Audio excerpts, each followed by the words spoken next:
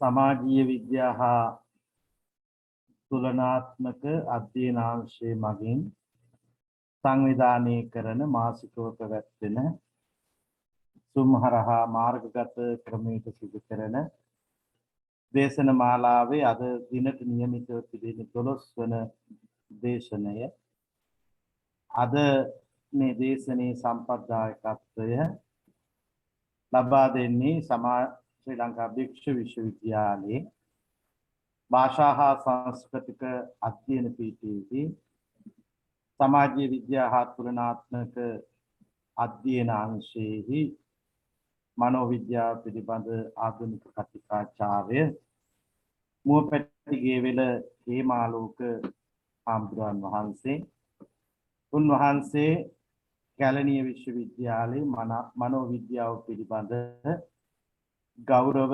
උපාධිධාරියෙක් ඒ වගේම දැනට පේරාදෙණිය විශ්වවිද්‍යාලයේ දර්ශනපති උපාධිය සඳහා අධ්‍යයන කටයුතු වල නිරත වෙනවා.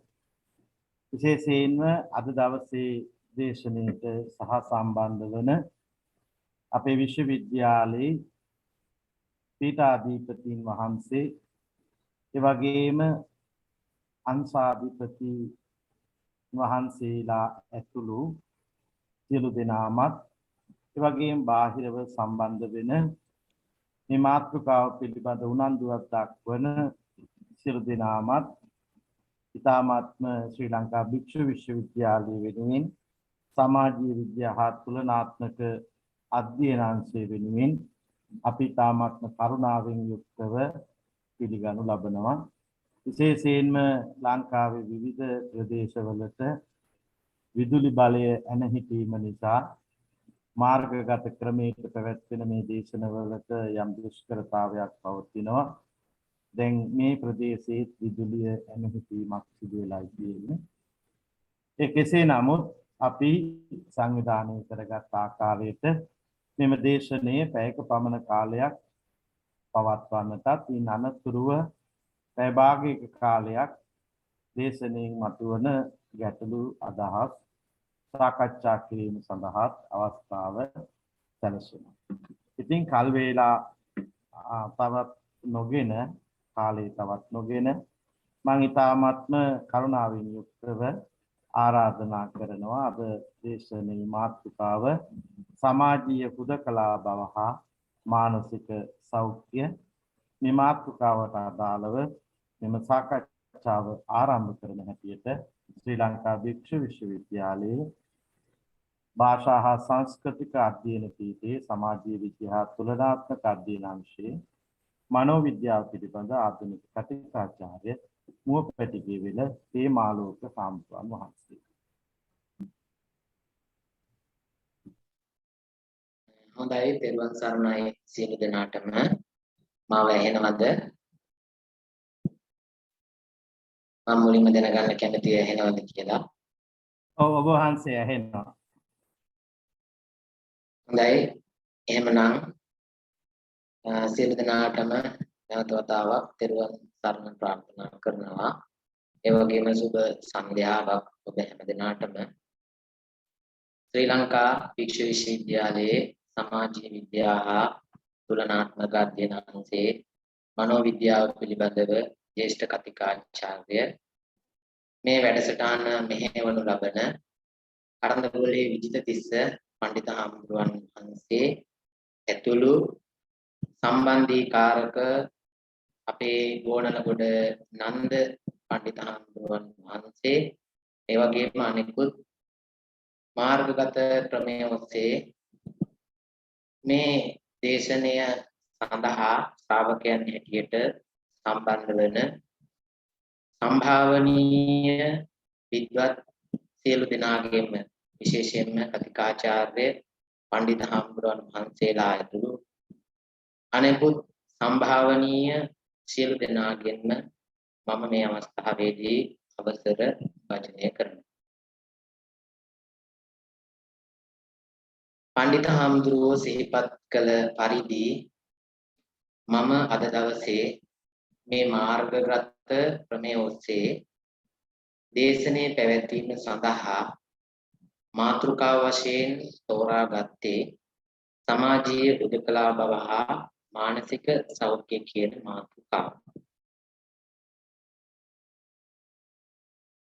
අත් වශයෙන්ම මම මේ මාතෘකාව තෝරාගන්න විශේෂ හේතුවක් බවට පත් උනේ අවුරුදු දෙකක් තිස්සේ මේ පැතිරගෙන යන අයහපත් සෞඛ්‍ය වාතාවරණයත් එක්ක මිනිස්සු තුළ මානසික සෞඛ්‍ය ගැටලු කියන දේවල් වර්ධනය වෙන ස්වභාවයක් පිළිබඳව මානසික සෞඛ්‍ය සේවාවල නිරතව සිටින සියලුම දෙනාගේ අවධානයට ලක් වෙලා තියෙනවා. විශේෂයෙන්ම මේ වසංගත තත්ත්වය නිසා අපි හැම වෙලාවකම කතා කරනවා මිනිස්සුන්ගෙන් ඈත් වෙලා ඉන්න, සමාජයෙන් ඈත් වෙලා ඉන්න, පුළුවන් තරම් අපි අතර දුරස්ත භාවය පරතරය තබා ගන්නට කියන එක. මේ පණිවිඩය නිරන්තරයෙන්ම සෞඛ්‍ය උපදෙස් මාලාවක් හරහා රජය මගින් ලබා දෙනවා. මාධ්‍ය මගින් නිරන්තරයෙන්ම මේ පණිවිඩය ලබා දෙනවා. ඒක නිසා මිනිස්සු ඒ සෞඛ්‍ය උපදෙස් වලට අනුගතව ජීවත් වෙන්න දැන් එක්තරා විදියකින් හුරු වෙලා තියෙනවා. නමුත් මෙවැනි අපේ ශිෂ්ටාචාරයට හුරු පුරුදු නැති සංස්කෘතියකට අපට හැඩ ගැසෙන්නට සිද්ධ වෙලා තියෙන නිසා විශාල අභියෝග රාශියකට පෙර නොදුටු විරු අභියෝග රාශියකට මානව වර්ගයාට මුහුණ දෙන්න සිද්ධ වෙලා තියෙනවා. අන්න මෙවැනි පසුබිමක් තුල තමයි මේ මාතෘකාව පිළිබඳව මගේ රුචිකත්වය ඇති වුණේ. විශේෂයෙන් ඔබ දන්නවා කාර්මිකකරණයත් එක්ක ඇතිවෙච්ච මේ නව සමාජ ක්‍රමය තුල නව සමාජ ප්‍රශ්න මිනිස්සුන්ට ඇති වෙලා තියෙනවා. ඒ සඳහා මුහුණ දෙන්න අපට නව ක්‍රමවේද, නව ආකල්ප, නව චින්තන සම්ප්‍රදායන් අවශ්‍ය වෙලා තියෙනවා. ඒක නිසා මනෝවිද්‍යාව වගේ විෂයකින් ඒ සඳහා ලැබෙන දායකත්වය සුළුපටු කරලා සලකන්න පුළුවන් කමක්. මම මේ මාතෘකාවට ප්‍රවේශයක් ලබා ගන්න කැමැති එක්තරා පර්යේෂකයෙකුගේ ප්‍රසිද්ධ ප්‍රකාශය. ඔබට එතකොට කොයිතරම් වැටහෙවි, කොයිතරම් දුරට වැටහෙයි සමාජ සම්බන්ධකම් කියන ඒවා, මානව සම්බන්ධකම් කියන ඒවා අපේ මානසික සෞඛ්‍යයට යහපැවැත්මට වැදගත් වෙනවද කියන එක. රොබර්ට් පට්නම් කියන පර්යේෂකයා තමයි මේ ප්‍රකාශය කරලා තියෙන්නේ. මෙතුමා එක අවස්ථාවකදී කියනවා අපිට මෙතෙක් සමාජ සම්බන්ධකම් නැත්තම් අද ඉඳලා අපි සමාජ සම්බන්ධකම් ඇති කර ගන්න, කණ්ඩායම් ගත වෙන්න කැමැති වුණොත්, කණ්ඩායම් ගත වෙන්න අපි උත්සාහවන්ත වුණොත් අපිට අපේ ආයුෂ ප්‍රමාණය 150කින් වැඩි කරගන්න පුළුවන්. 150කින් අපිට අපේ ආයුෂ ප්‍රමාණය වැඩි කරගන්න පුළුවන් සමාජ සම්බන්ධකම් අපි අද ඉඳලා පටන් ගත්තොත්. කියන්නේ මරණයෙන් 150ක් අඩු කරගන්න පුළුවන්. 150ක් ආයුෂ වර්ධනය කරගන්න පුළුවන්. ඒ තරම්ම මිනිසයාට සමාජ ජීවිතය කියන එක, සමාජ සම්බන්ධකම් කියන එක, අන්තර්පුජ්‍යල සම්බන්ධකම් කියන එක වටිනවා. මම මේ සමාජ උදකලා බව කියන මාතෘකාව පිළිබඳව මුලින්ම ඔබට න්‍යායාත්මක පැහැදිලි කිරීමක් සිදු කරන්න බලාපොරොත්තු වෙනවා. ස්ලයිඩ් එක. සමාජීය හුදකලා බව. social isolation කියලා අපි ඉංග්‍රීසියේ පාවිච්චි කරනවා නිතරම. social isolation නැත්නම් සමාජීය හුදකලා බව කියන මේ භාවිතයත් එක්ක නිරන්තරයෙන්ම අපි කතා කරන පාවිච්චි කරන භාවිතයක් තමයි පාළුව, තනිකම, හුදකලා බව, විවේකී බව, මෙන්න මේ වගේ වචන, මේ වගේ භාවිතයක්. මේ හුදකලා බව කියන එකත් එක්ක අපි නිතර පාවිච්චි කරනවා.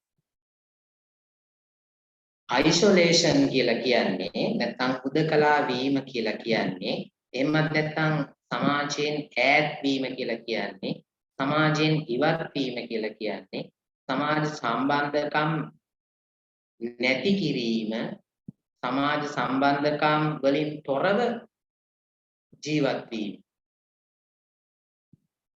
social isolation කෙනෙක් සමාජ සම්බන්ධකම් වලින් තොරව ජීවත් වෙන්න පුළුවන් කැමැත්තෙන් හෝ අකමැත්තෙන් කැමැත්තෙන් හරි අකමැත්තෙන් හරි සමාජ සම්බන්ධකම් වලින් ඈත් වෙන්න පුළුවන් කැමැත්තෙන් හරි අකමැත්තෙන් හරි පුජ්‍යලයා සමාජ සම්බන්ධකම් වලින් ඈත් වෙනවා නම් ඉවත් වෙනවා නම් සම්බන්ධකම් නොපවත්වා ඉන්නවා නම් ඒක අපි හඳුන්වනවා සමාජ හුදකලා බව කියලා.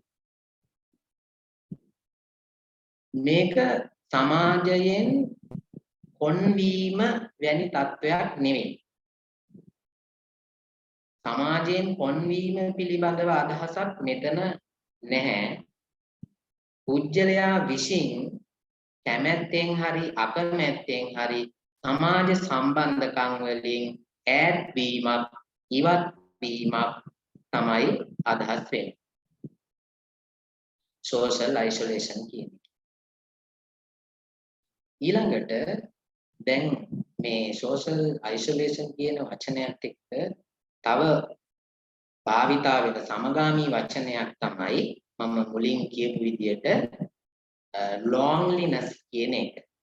loneliness කියලා කියන්නේ පාළුව, තනිකම, හුදකලා බව කියන අදහස තියෙන වචනයක්. අර ඉස්සර වෙලා කියපු isolation එකට වඩා තරමක් එහාට කියපු තරමක් ගැඹුරු අර්ථයක් කියන වචනයක් තමයි loneliness නැත්නම් පාළුව තනිකම කියලා කියන්නේ. අපි දන්නවා අපේ ජීවිතේ අපට සමහර අවස්ථාවල් වලදී සමහර සිදුවීම් වලින් පස්සේ තනිකම පාළුව වගේ තත්වයන් දැනෙනවා. අපි දැනෙන දේවල් වලට කියනවා ආවේදන දේවල් කියලා. ආවේදන දේවල්. දැන් ඇමරිකානු මනෝවිද්‍යාඥයන්ගේ සංගමයේ ශබ්දකෝෂයේ මේ loneliness කියන එක විස්තර කරලා තියෙන්නේ පාළුව තනිකම නිසා ඇතිවෙන ආවේදන හා ප්‍රජානනික අපහසුතාව. ආවේදන කියලා කියන්නේ මම මුලින් කියපු විදිහට අපට දැනෙන දෙයක් ඒක චිත්ත වේගික අංශයේ නියෝජනය කරන දෙයක්. හුදකලා බව කියන්නේ පාළුව කියන දේ අපට දැනෙන වේදනාකාරී අත්දැකීමක්. ඒ වගේම තමයි මෙතන තියෙනවා ප්‍රජානනික අපහසුතාව කියලා එකක්. ප්‍රජානනික අපහසුතාව කියලා කියන්නේ අපි විසින් හිතනවා අපි තනි වෙලා කියලා. අපි හිතනවා අපි තනි වෙලා කියලා. මේ ප්‍රජානනික අපහසුතාව කියලා කියන්නේ අන්න ඒකට. එතකොට මේක පුජ්‍යල බද්ධ තත්වයක්. පුජ්‍යල බද්ධයි කියලා කියන්නේ මේක තමන් විසින් අත්දකින තත්වයක්. තමන් විසින් අත්දකින අපහසුතාවය. ඊළඟට දැන් අපි නිතරම මේ කාලේදී කතා කරනවානේ සමාජ දුරස්ථ භාවය කියන එක ලබා ගන්න කියලා. දෙදෙනෙක් හෝ කීප දෙනෙක් අතර සමාජ කණ්ඩායමක් අතර සමාජ එකමුතුවක් අතර සමාජ දුරස්ථ භාවය රඳව ගන්න කියලා අපි නිතරම උපදෙස් දෙනවානේ. මේ සමාජ දුරස්ථ භාවය කියලා කියන්නේ අපි විසින් ඇති කරගන්නා භෞතික දුරස්ථතාවයට කායික දුරස්ථතාවයට තමයි සමාජ දුරස්ථතාවය කියලා කියන්නේ. හැබැයි ඒක තමයි වචනාර්ථය. නමුත් අපි මනෝවිද්‍යාවට ආවොත් ඊට පස්සේ සමාජ විද්‍යාවට ආවොත් සමාජ දුරස්ථ භාවය කියලා කියන්නේ ජන වර්ග අතර ජන කණ්ඩායම් අතර දුරස්ථ භාවය තබා ගැනීම. අපි පුළුවන් තරම් කියන්නේ ජන වර්ග අතර දුරස්ථ භාවය අඩු කරන්න කියන.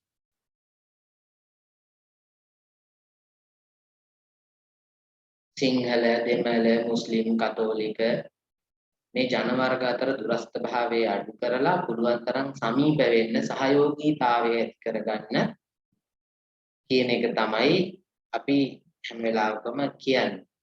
එතකොට සෝෂල් ඩිස්ටන්ස් කියලා සමාජ මනෝවිද්‍යාව තුළ කතා කරන්නේ.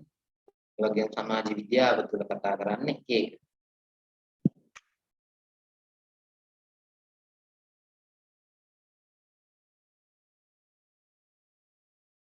ෆ්‍රීඩා ප්‍රෝම් රිච්මන්ඩ් මෙතුමිය මනෝ විශ්ලේෂණවාදී ගුරුකුලය නියෝජනය කරපු මනෝවෛද්‍යවරියක්. මෙතුමිය මේ හුදකලා භාවයේ පැතිකඩ දෙකක් පිළිබඳව අවධානය යොමු කරලා තියෙනවා. එක පැතිකඩක් තමයි මේ සංස්කෘතික හුදකලා භව කියන එක. අපි ඒකට කියනවා cultural determined loneliness කියලා. සංස්කෘතික වශයෙන් තහවුරු වෙච්ච සංස්කෘතික වශයෙන් තීරණය වෙච්ච හුදකලා භව. එතුමිය කියනවා මේක වේදනාකාරී අත්දැකීමක් කියලා. හුදකලා භව කියන්නේ වේදනාකාරී අත්දැකීම. එතකොට ඕනෑම කෙනෙක් ජීවිත කාලයේදී අත්දැකිය හැකි තත්වයක්. එතකොට මෙතුමිය මේ දක්වන්නේ මේකේ තියෙන සංස්කෘතික මුහුණුවර. සාමාන්‍යයෙන් පුජ්‍යලයකට කිසියම් සිදුවීමකින් පස්සේ හුදකලා බව කියන එක తాවකාලිකව ඇති වෙන්න පුළුවන්. උදාහරණයක් විදිහට ගත්තොත් එහෙම මිතුරෙක් සමග ගැටුමක් ඇති කරගත්තොත් හෝ මිතුරන් කීප දෙනෙක් සමග ගැටුමක් ඇති කරගත්තොත් ඒ මිතුරන්ගෙන් ටික කාලයක් ඉවත් වෙලා ඈත් වෙලා ඉන්න උත්සාහ කරන්න පුළුවන්. එතකොට ඒක తాවකාලික තත්ත්වයක්. දැන් ඔය වගේ අවස්ථාවන්ට අපි අපේ ජීවිතයේ ඕනෑ තරම් ඕන දීලා තියෙනවා. එතකොට අන්න එවැනි තත්ත්වයක් පිළිබඳව මෙතුමිය අවධානය යොමු කරනවා. ඒ වගේම තමයි සමහර මිනිසුන් තුල තියෙනවා මේ හුදකලා බව කියන එක ස්වභාවයෙන්ම පිළිහිටපු ගතියක්. තනියම ඉන්න ලොකු කැමැත්තක්, රුචිකත්වයක් තියෙනවා. සමාජ සම්බන්ධකම් ඈත් කරලා ඉන්න ලොකු කැමැත්තක් ඒගොල්ලන්ගේ ළඟ තියෙනවා. කලාවට බර පුජ්‍යලයෝ ගොඩක් වෙලාවට හුදකලාව කලා නිර්මාණයක් සිදු කරගෙන ඉන්න ඒගොල්ලෝ තුල ලොකු කැමැත්තක් තියෙනවා. එතකොට දැන් මෙතනදී කතා කරන්නේ මේ හුදකලා භවයේ සංස්කෘතික මුහුණුවර පිළිබඳව. ඊළඟට මෙතුමිය මනෝවෛද්‍යවරියක් නිසා වැඩිපුර අවධානය යොමු කරනවා මේ සැබෑ හුදකලා භව කියන තත්ත්වය. real loneliness කියලා කියනවා ඒකට අපි. මේක මෙතුමිය දක්වන්නේ ව්‍යාධි ජනක තත්ත්වයක් විදියට. මේක යම්කිසි ආකාරයක ඍණාත්මක ප්‍රතිචාර තිබෙන තත්වයක්. ඒ වගේම තමයි මේක විස්තර කරගන්න බැහැ. විස්තර කරගන්න තේරෙන්නේ නැහැ. ඒ තරම් චිත්ත වේගික වශයෙන් පීඩාවක් ඇති වෙනවා මේ කියන සැබෑ හුදකලා බව නිසා. ඒක ඊටාම වේදනාකාරී. එතුමිය කියන විදිහට මේක සයිකෝසී තත්වයකටත් සමානයි. ඒකට මේක ව්‍යාධි ජනක තත්වයක් විදිහට තමයි මේ බ්‍රීඩා ෆ්‍රොම් රිච්මන්ඩ්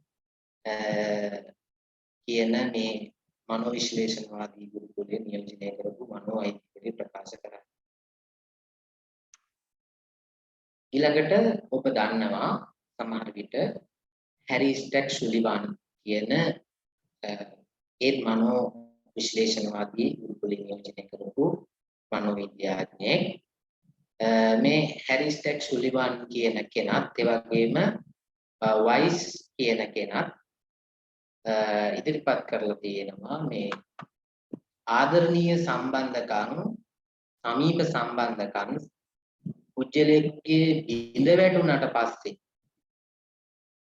ආදරණීය සම්බන්ධකම් ඇති කරගන්නත් සමීප සම්බන්ධකම් ඇති කරගන්නත් පුජ්‍යලයා තුළ තියෙනවා සහජ ආසයක් කැමැත්තක් රුචිකත්වයක් අපි ඒකට කියනවා ඉන්ස්ටින්ක්ට් එකක් කියලා.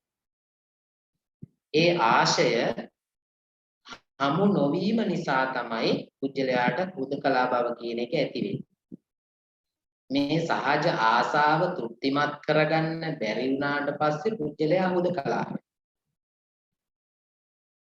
ඊළඟට මේ සාන්දෘෂ්ටිකවාදීන් දාර්ශනික ගුරුකුලයේ නියෝජනය කරන සාන්දෘෂ්ටිකවාදී දාර්ශනිකයෝ ඇත්ත වශයෙන්ම දැන් අපි මෙතෙක් කතා කළේ මේ හුදකලා භවයේ තියෙන නෙගටිව් පැත්ත, ඍණාත්මක පැත්ත.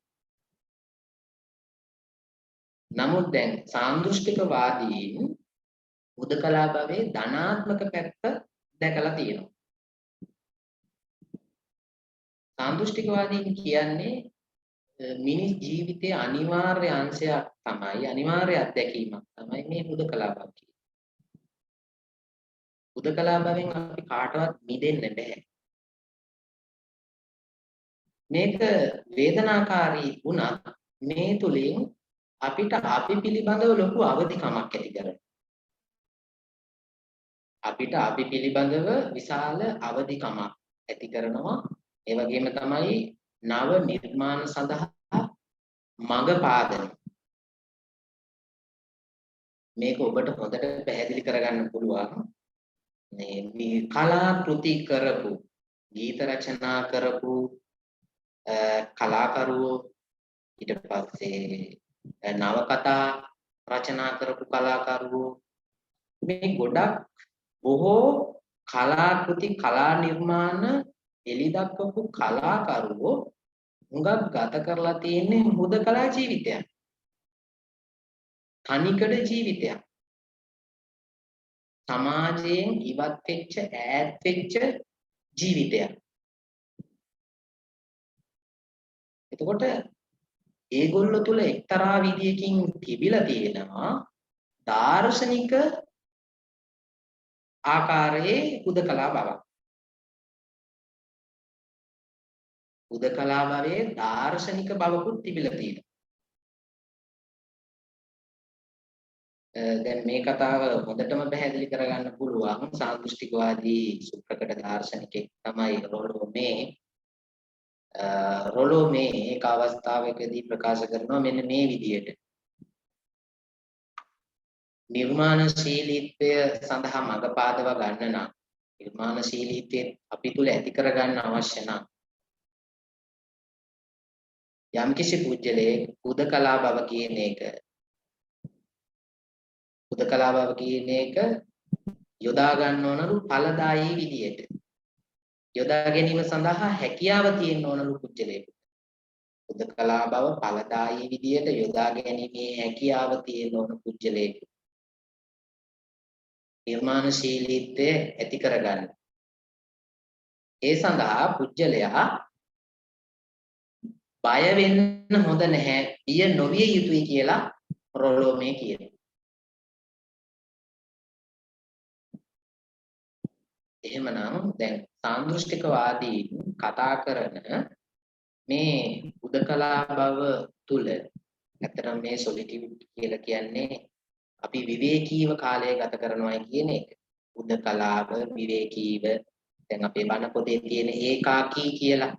ඒකාකී කියන උදකලාව පවිවේක පීති කියලා කියනවා. ඒකට උදකලා භවයේ යම් සාධනීය පැතිකඩකුත් තියෙනවා.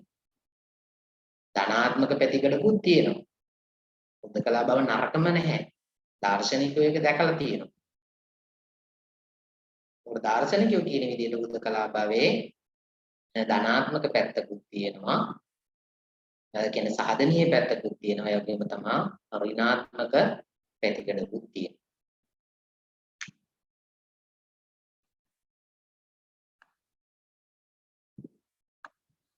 කොට සමහර න්‍යායයන් තියෙනවා මනෝවිද්‍යාවේ.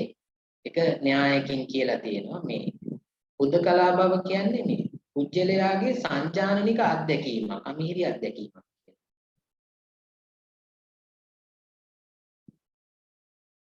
සැබෑ සමාජ සම්බන්ධකම් අතර ඒ වගේම සංජානනික විෂමතාව අතර ඇතිවන අමිහිරි අත්දැකීම. සැබෑ සම්බන්ධකම් පුජ්‍යලයා බලාපොරොත්තු වෙනවා. නමුත් සැබෑ සම්බන්ධකම් පුජ්‍යලයාට ලැබෙන්නේ නැහැ. එතකොට පුජ්‍යලයා විසින් සංජානනය කරනවා, පුජ්‍යලයා විසින් දකිනවා, පුජ්‍යලයාට හැඟීමක් ඇති වෙනවා. මම තනි වෙලා, මම අසරණ වෙලා, මට කාත් කවුරුත් නැහැ. ওই විදිහට තමන් විසින් සංජානනය කරගත්තු, ඇති කරගත්තු තත්ත්වයක් තමයි ඇතැම් ප්‍රදේශවලට අනුව උදකලා බව කියන්නේ. එතනදි වැදගත් නැහැ දැනට මොනතරම්නම් සම්බන්ධ ප්‍රමාණයක් තියෙනවද කියන එක. ඒ සම්බන්ධකම් වල ගුණාත්මක බව කියන එක එතනදී අදාළ නැහැ. කොච්චර සම්බන්ධකම් ප්‍රමාණයක් තිබුණත්, කොච්චර අර්ථවත් විදියට ඒ සම්බන්ධකම් පවත්වාගෙන ගියත් කවුරු හරි කෙනෙක් තමන්ගේ ජීවිතයෙන් ඈත් වුණාට පස්සේ, ඉවත් වුණාට පස්සේ, තමන්ව අත්හැරලා දාලා ගියාට පස්සේ, එහෙමත් නැත්නම් තමන් විසින් ඒ පුජ්‍යලයාව අත්හැරියට පස්සේ පුජ්‍යලයට ඇති වෙනවා යම් කිසි ආකාරයක උද්දකලා බව. අන්න ඒ උද්දකලා බව තමයි මෙතනදී අදහස් කරන්නේ. ඒක ඊටාම අමිහිරි අත්දැකීමක්. ඒක ඊටාම වේදනාකාරී අත්දැකීමක්. ඒක ඊටාම පීඩාකාරී අත්දැකීමක්. මේ උද්දකලා බව මේ ඇත්තටම මේ උද්දකලා බව කියන loneliness කියන භාවිතයත් එක්ක ආපු උද්දකලා බව කියන එක හැම වෙලාවෙම පීඩාකාරී උද්දකලා බව. isolation කියන එක තුලත් ඒක තියෙනවා. නමුත් loneliness කියන එකෙන් තමයි ඒක වඩාත් අපට ගැඹුරින්ම පුළුල්ව අර්ථවත් කරන්නේ.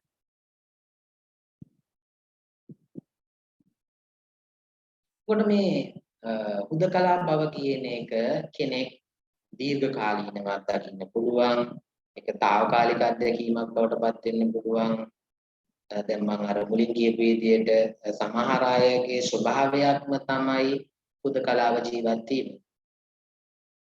නමුත් සමහර පුජ්‍යලයෝ ජීවිතයේ යම් යම් සිදුවීම් හරහා ජීවිතය පිළිබඳව කලකිරීමක් ඇති කරගෙන සමාජයෙන් ඉවත් වෙන්න උත්සාහ කරනවා.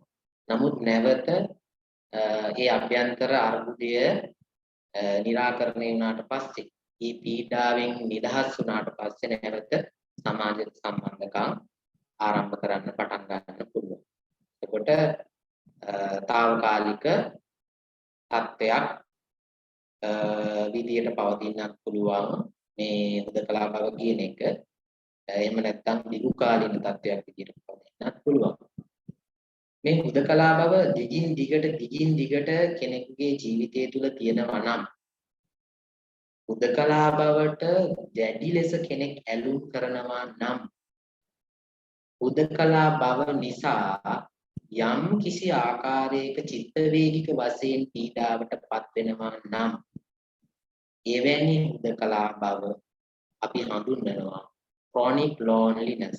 එහෙම නැත්නම් නිදාංගත හුදකලා බව කියලා. ඒක පුජ්‍යලයාගේ ජීවිතේම කොටසක් බවට සමහර වෙලාවට පත් වෙනවා. හුදකලාවත් එක්ක ජීවත් වෙන පුජ්‍යලයා පුරු වෙනවා. ඒකට දැන් මම මෙතෙන්දි කියපු අර తాවකාලික හුදකලා බව කියන එක. සමහර පුජ්‍යලයන්ට తాවකාලික හුදකලා බව ඇති වෙනවා. මුලින් කියපු විදිහට යම් යම් සිදුවීම් වලින් පස්සේ යම් පුජ්‍යල කණ්ඩායම් වලට తాවකාලික හුදකලා බව කියන එක ඇති වෙනවා. උදාහරණයක් විදිහට ගත්තොත් එහෙම අලුතෙන් විශ්වවිද්‍යාලයට ඇතුල් වෙච්ච ශිෂ්‍යයෝ. ඒ අයට සමාජ සම්බන්ධකම් ගොඩනගා ගන්න තිබෙන ඉඩකඩ බොහොම අඩුයි. ඒකට හේතුව තමයි ඒ අය අලුත් පරිසරයකට ඇවිල්ලා තියෙන නිසා, නව පරිසරයකට ඇවිල්ලා තියෙන නිසා ඒගොල්ලන්ට නව පරිසරයට හුරු වෙන්න වැඩිපුර කාලයක් අවශ්‍ය වෙනවා. සමාජ පෙර පැවති සමාජ සම්බන්ධකම් බොහෝ ඒවා බිඳ වැටිලා තිබෙනවා. අලුත් පරිසරයකට ඇවිල්ලා අලුත් පිරිසක් එක්ක ගනුදෙනු කරන්න සිද්ධ වෙලා තිබෙන නිසා ඒ අලුත් පරිසරයට හුරු වෙන්න වැඩි කාලයක් ගත වෙනවා. ඉතින් ඒ ගත කරන කාලය සංක්‍රාන්ති කාලයක්. ඒ කාලය හුදකලා බවින් තමයි බොහෝ වෙලාවට ගත කරන්නේ. මේවා පර්යේෂණ වලින් හොයාගෙන තියෙන දේවල්.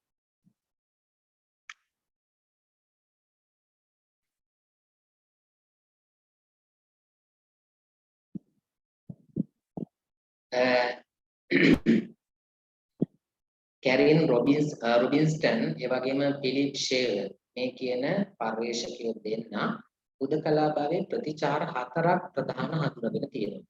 ඇත්තටම මම විස්තරාත්මකව මේවා ගැන කතා කරන්නේ නැහැ. කාල වේලාව ගත වෙන නිසා. හුදකලා පුජ්‍යලේකු තුලින් දකින්න පුළුවන් ප්‍රධාන ලක්ෂණ. එයා හැම වෙලාවෙම ජීවත් වෙන්නේ ඉච්ඡා බංගත්වයෙන්, බලාපොරොත්තු බිඳ වැටුණු ස්වභාවයෙන්.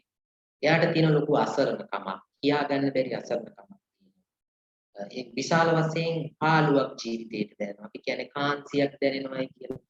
පාළුවක් දැනෙනවා, අසරණකමක් දැනෙනවා, බලාපොරොත්තු සුන් වෙච්ච බවක් දැනෙනවා. ලෝකෙම කඩා වැටිච්ච බවක් දැනෙනවා. ඔළුවට අත් දෙක තියාගෙන කල්පනා කර කර ඊළඟට දුම්නස් ස්වභාවය කියන එක ඒගොල්ලන්ගේ නිතරම දකින්න පුළුවන් ලක්ෂණයක් තමයි මේ දුම්නස් කියන්නේ අසතුටින් ඉන්නවයි කියන එක. විෂාද ලක්ෂණයක් එක. විෂාදය නෙවෙයි මේ කියන්නේ. දුම්නස් සහගත ස්වභාවය. අසතුටින් ඉන්න එපා වෙච්ච කලකිරුණු ස්වභාවය.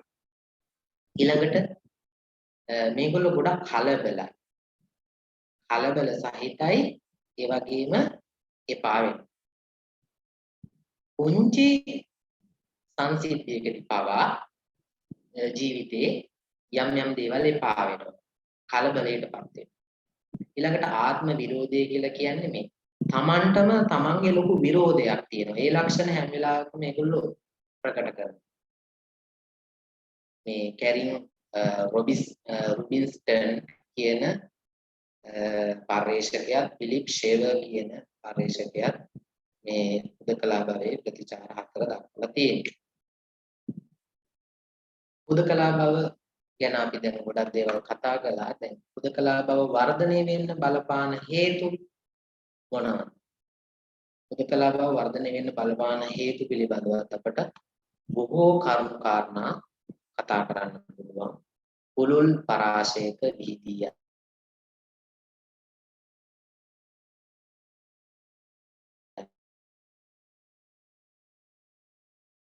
කෙටි පැහැදිලි කිරීමක් ඔබට සිදු කරන්නම්.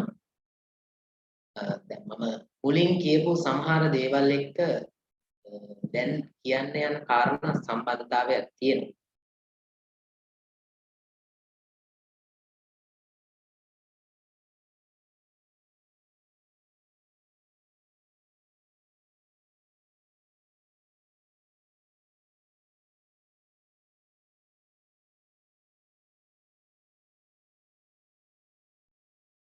පුජ්‍යල චරිත ලක්ෂණ කියන එක හුදකලා භවයේ එක ලක්ෂණයක්.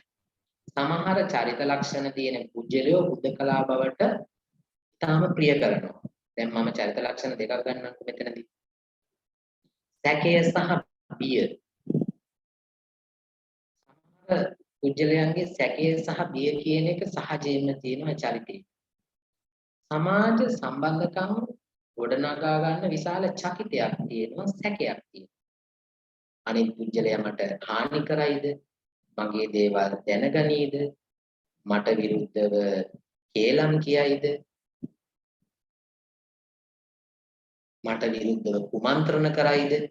මොන ආදී වශයෙන් සැකය කියන එක හැම වෙලාවකම මෙයා තුල රැව් පිළිරැව් දෙනවා. ඊට පස්සේ බිය කියන එක මේ චරිත ලක්ෂණ.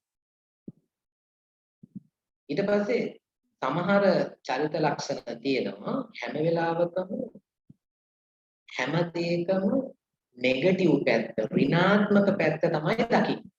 ඒක සමහර පුද්ගලයන්ගේ චරිත ලක්ෂණය. මම මේ හොඳ හෝ නරක නෙමෙයි කියන්නේ මේ චරිත ලක්ෂණ.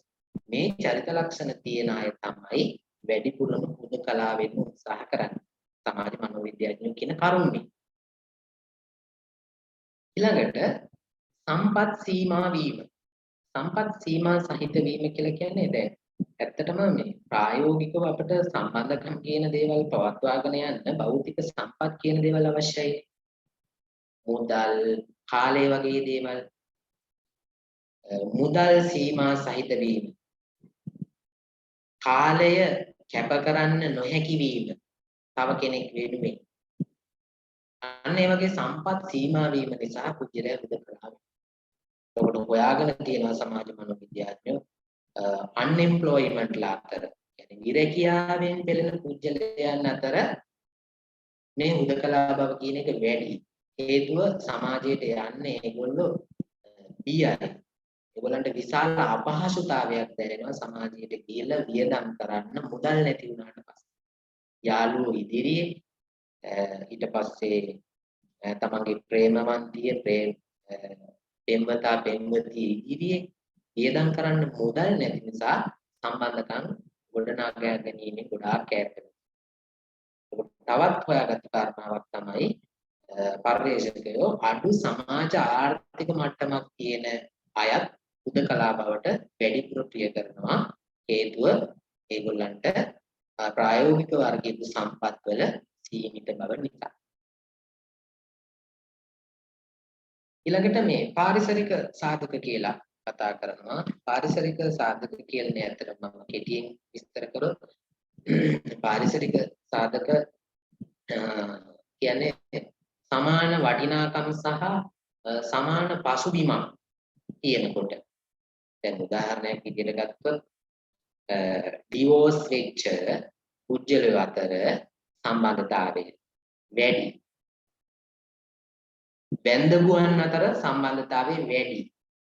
එතකොට ඒ වගේ පරිසරයක මේ පුජ්‍යලයා ජීවත් වෙන්න වැඩිපුර ප්‍රිය කරනවා. වැඳපු කෙනෙක් වැඳපුවන් වැඩිපුර ඉන්න පරිසරයක ජීවත් වෙන්න කැමති. එතකොට හුදකලා බව කියන එක ඇති වෙන්නේ නැහැ ඒගොල්ලන්ට. මොකද වැඳපුවන් එක්ක ඒගොල්ලෝ හා සමාන බෑග්ග්‍රවුන්ඩ් එකක් සමාන තත්ත්වයක් තියෙන පිරිස එක්ක සම්බන්ධකම් පවත්වන්න අවස්ථාව ලැබෙන නිසා ඒගොල්ලෝ ඒ පරිසරයට වැඩිපුර ප්‍රිය කරනවා. හුදකලාව ජීවත් වෙන්න උත්සාහ කරන්නේ නැහැ. ඊළඟට මේ ජන විකාශන රටාව කියලා කියන්නේ ඇත්තටම අපි දන්නවා ස්ත්‍රී පුරුෂ භාවය, වයස, සංස්කෘතිය වගේ සාධක ගැන තමයි මෙතන කියන්නේ. ගොඩක් වෙලාවට මේ පුරුෂයන්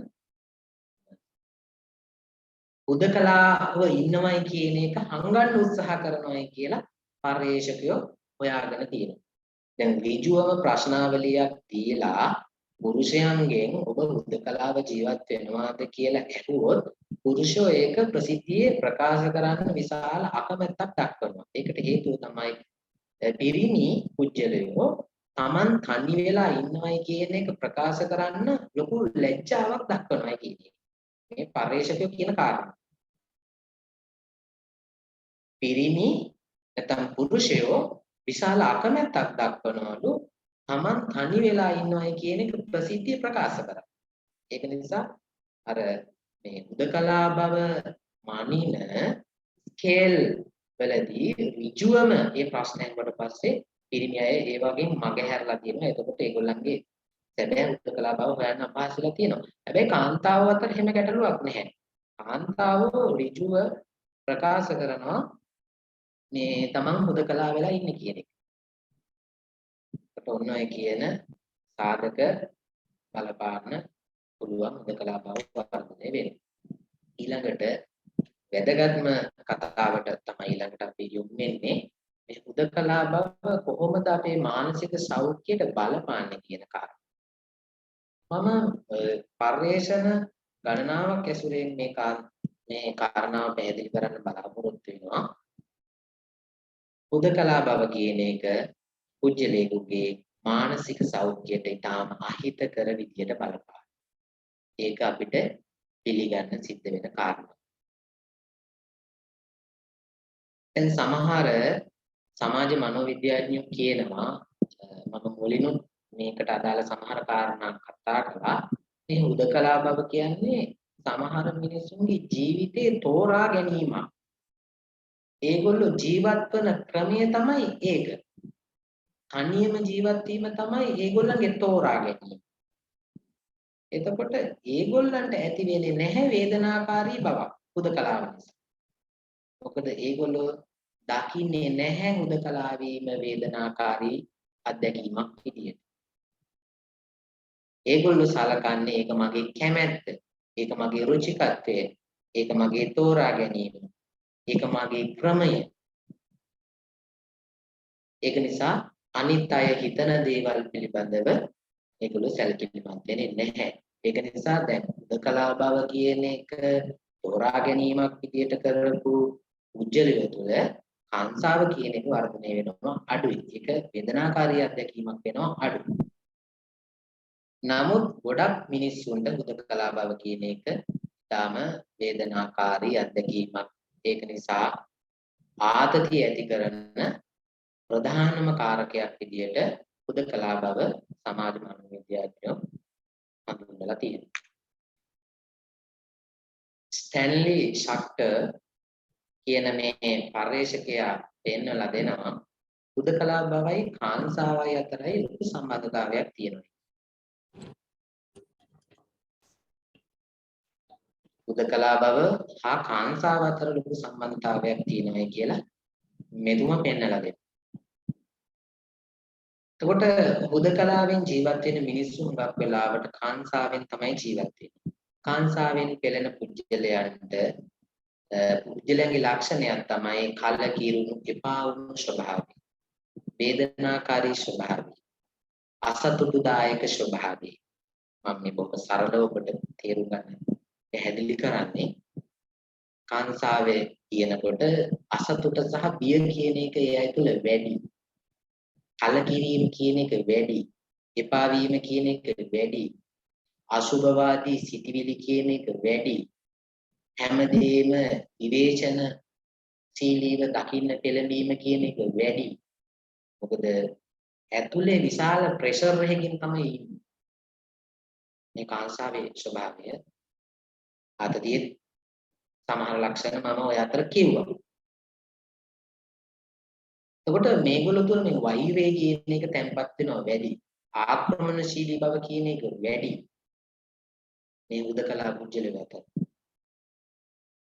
අපි කියන්නේ ඇජිටේටිව් කියන්නේ ආවේගශීලී බව කියන එක වැඩි. හැවිස්සෙන සුළු බව වැඩි. අර ගිනි ගන්නා සුළු බව වැඩි.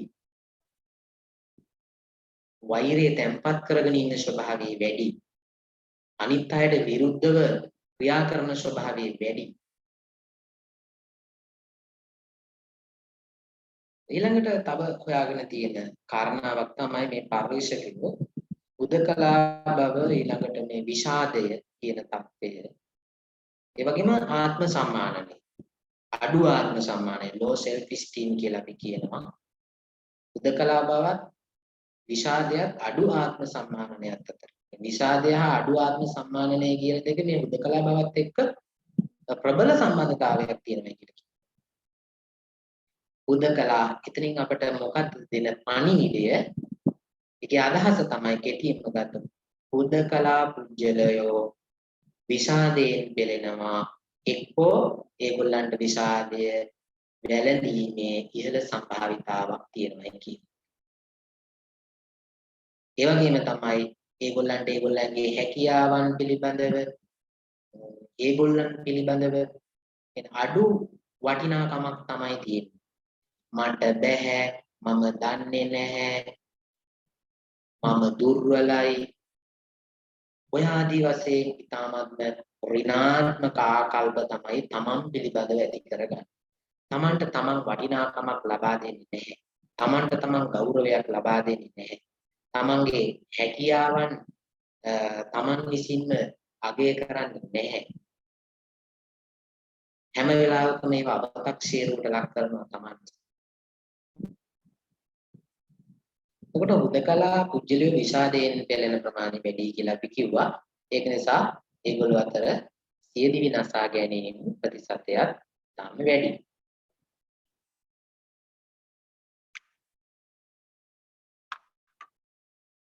දැන් අපේ සමාජයේ ජීවත් වෙන බොහෝ දෙනෙක් විශේෂයෙන්ම කාන්තාවෝ තරුණ වයසේ පසු වෙන ගැටවර්ගයේ පසු වෙන කාන්තාවන් සහ පුරුෂයන් දෙගොල්ලම විශේෂයෙන්ම කාන්තාව අධික ලැජ්ජාශීලී බවක් වෙනවා.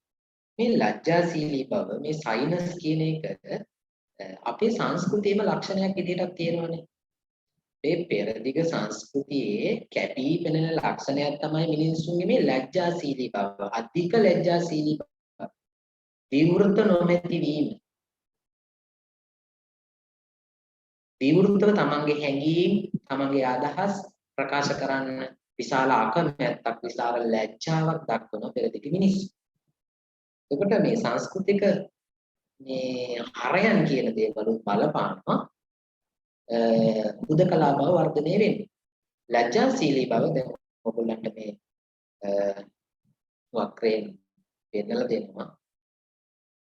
මේ ආකෘතිය අධ්‍යයනය කළොත් පේනවා ලැජ්ජාශීලී බව නිසා හුදකලා බව ඇති වෙනවා. සමාජ සම්බන්ධකම් ගොඩනගා ගන්න සමහර දෙනෙක් ඉතාම ලැජ්ජාශීලී.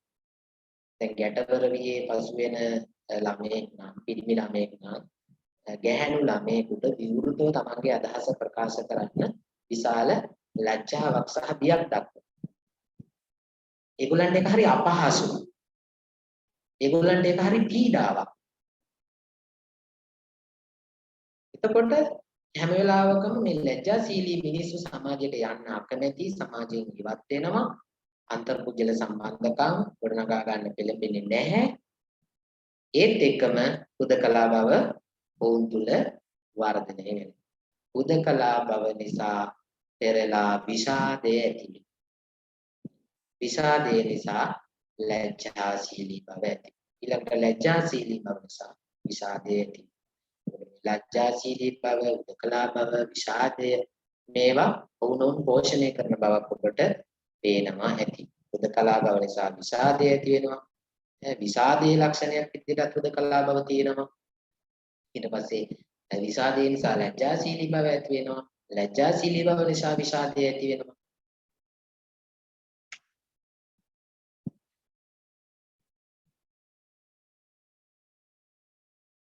ඊළඟට මම ඔබට සමාජ මනෝවිද්‍යාඥයෝ පෙන්නලා දුන්න සිදුවීමක් එක්තරා කාලයකදී වෙච්ච සිදුවීමක් ආශ්‍රයෙන් මේ සමාජ හුදකලා බව කියන එක මානසික සෞඛ්‍යයට බලපාන ආකාරය පිළිබඳව පැහැදිලි කරන්න බලාපොරොත්තු වෙන්නේ. මේ ඇඩ්මිරාල් බර්ඩ් කියන කෙනා 1934 වර්ෂයේදී පමණ තමයි මේ සිදුවීම සිදු වුණේ. ඇඩ්මිරාල් බර්ඩ් කියන කෙනා ඇන්ටාර්ක්ටික් සාගරයේ සාගර කලාපයේ කාලගුණ ගවේෂණය කරන මධ්‍යස්ථානයක තමන්ගේ කැමැත්තෙන්ම මාස 6ක ගවේෂණ කටයුත්තක් සඳහා නතර වුණා. මෙයා කිසිම සම්බන්ධතාවයක් ලබා ගත්තේ නැහැ පිටස්තර සමාජයත් එක්ක. ප්‍රධාන කඳවුරත් එක්ක විතරක් රේඩියෝ සම්බන්ධකම් පවත්වා ගත්තා.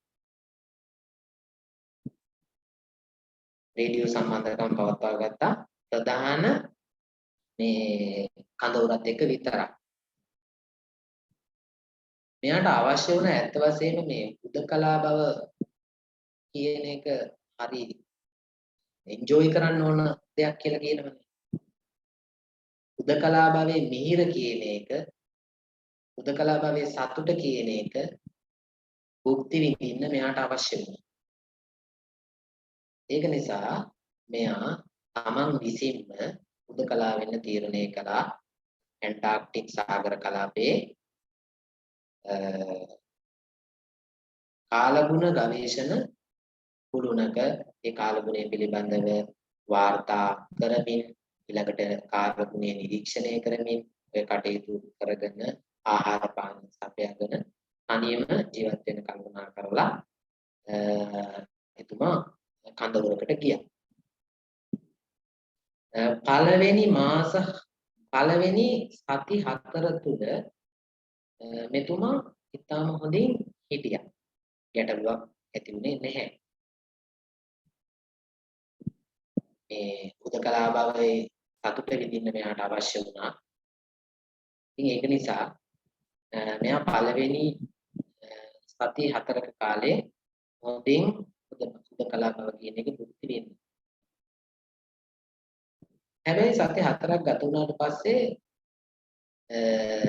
මේ පුජ්‍යලයට දැනෙන්න ගත්තා මේ තනිකම පාළුව මේ හුදකලාව කියන්නේ.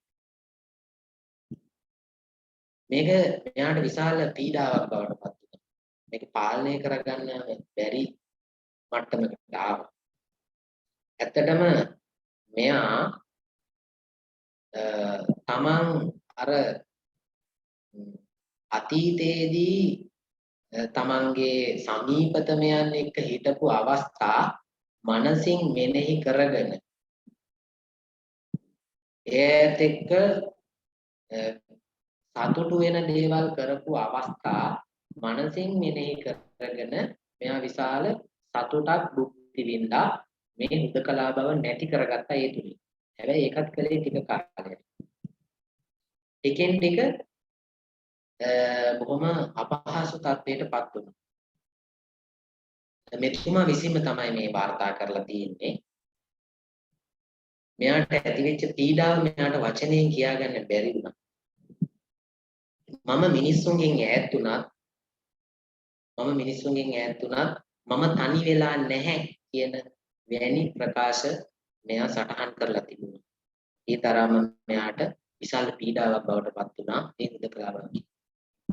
තනිකම කියන සමාජ සම්බන්ධකම් වලින් ඉවත් වීම, ඈත් වීම කියන එක. 9 වෙනි සතිය වගේ වෙනකොට මෙයාට දැඩි මානසික ව්‍යාකූල තත්ත්වයක් ඇති වුණා. ඒ දැඩි මානසික ව්‍යාකූල තත්ත්වයට එක්කම විෂාදය ඇති වුණා. දැන් මෙයා විෂාද රෝගියෙක් ඇත්තට.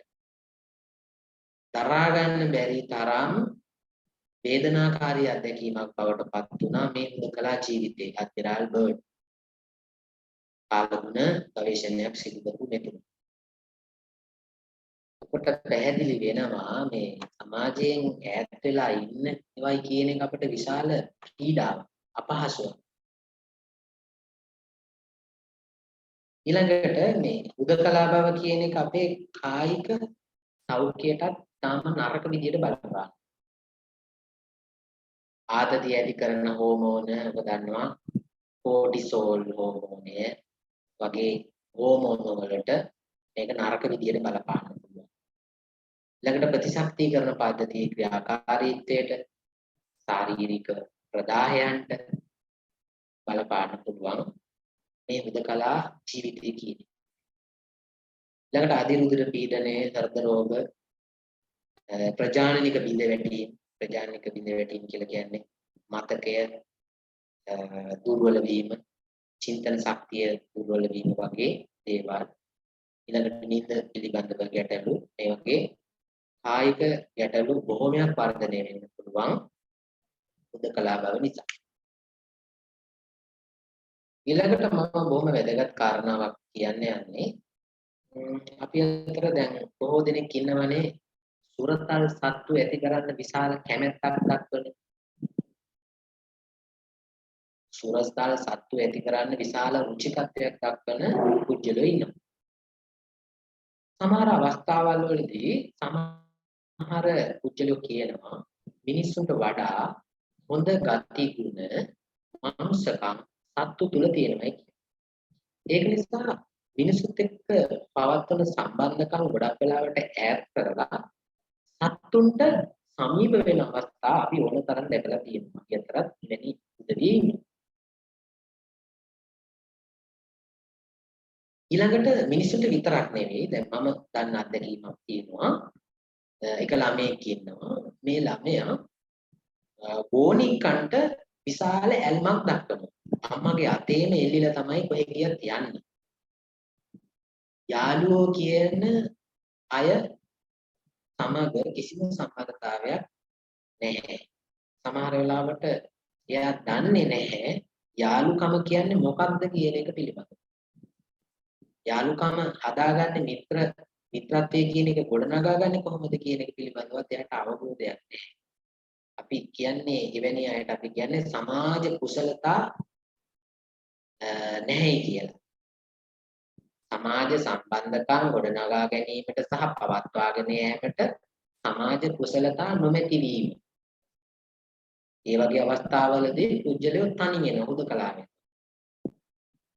යාළුවන්ට කතා කරන්න කියලා කිව්වට පස්සේ එයි මම කතා කරන්න කියලා. මොකටද කතා කරන්නේ? හේතුවක් නැහැ කතා කරන්න. සමාජ කුසලතා නැති වුණාට පස්සේ තමයි මේ විදිහට වෙන්නේ. ඉතින් මේ ළමයා ගෝණිකන්ට විශාල ඇල්මක් දක්වනවා. මා දන්නා තරමින් කිසිම සමීප මිතුරෙක් හෝ මිතුරියක් මේ ළමයට නැහැ. ගෝණිකන් සහ තමන්ගේ සුරතල් සතුන් එක්කම තමයි බොහෝ වෙලාවට කාලය ගත කරන්නේ. බල්ලු හදනවා විතර. කොට මේ අවසාන වශයෙන් අපිට මෙතනදි ගන්න තියෙන්නේ මේ වෙනත් දේවල් වලට අපි සමීප වෙනවයි කියන්නේ. මිනිස්සුන්ගෙන් ඈත් වෙලා සතුන්ට කිට්ටු වෙනවයි කියන්නේ. එතකොට වෙනත් භෞතික දේවල් වලට කිට්ටු වෙනවයි කියන්නේ. ළඟට අදෘශ්‍යමාන දේවල් වලට කිට්ටු වෙනවයි කියන්නේ. අපි ඒව තුලින් මිනිස්සුන්ගේ මානව ගුණාංග හොයනවා. සැබෑ ජීවිතයේදී අපට මිනිස්සුන්ගෙන් නොලැබෙන ගුණාංග සතුන් සහ අදෘශ්‍යමාන දේවල් හරහා අපි බලාපොරොත්තු වෙනවා හොයන.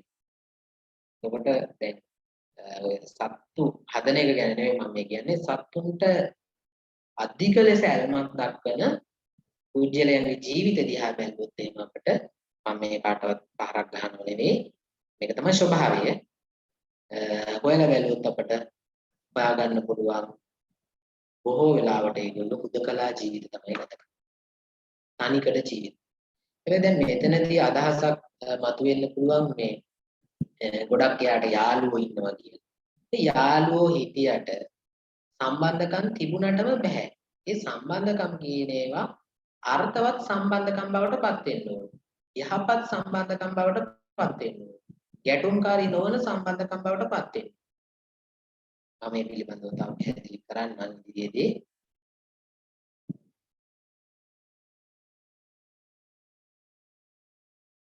එතකොට මේ සම්බන්ධව කරලා තියෙන පර්යේෂණ ඔක්කොම එකතුවක් විදිහට අපි ගත්තොත් මේ වෙනකොට පර්යේෂණ 148ක් විතර සිදු කරලා තියෙනවා.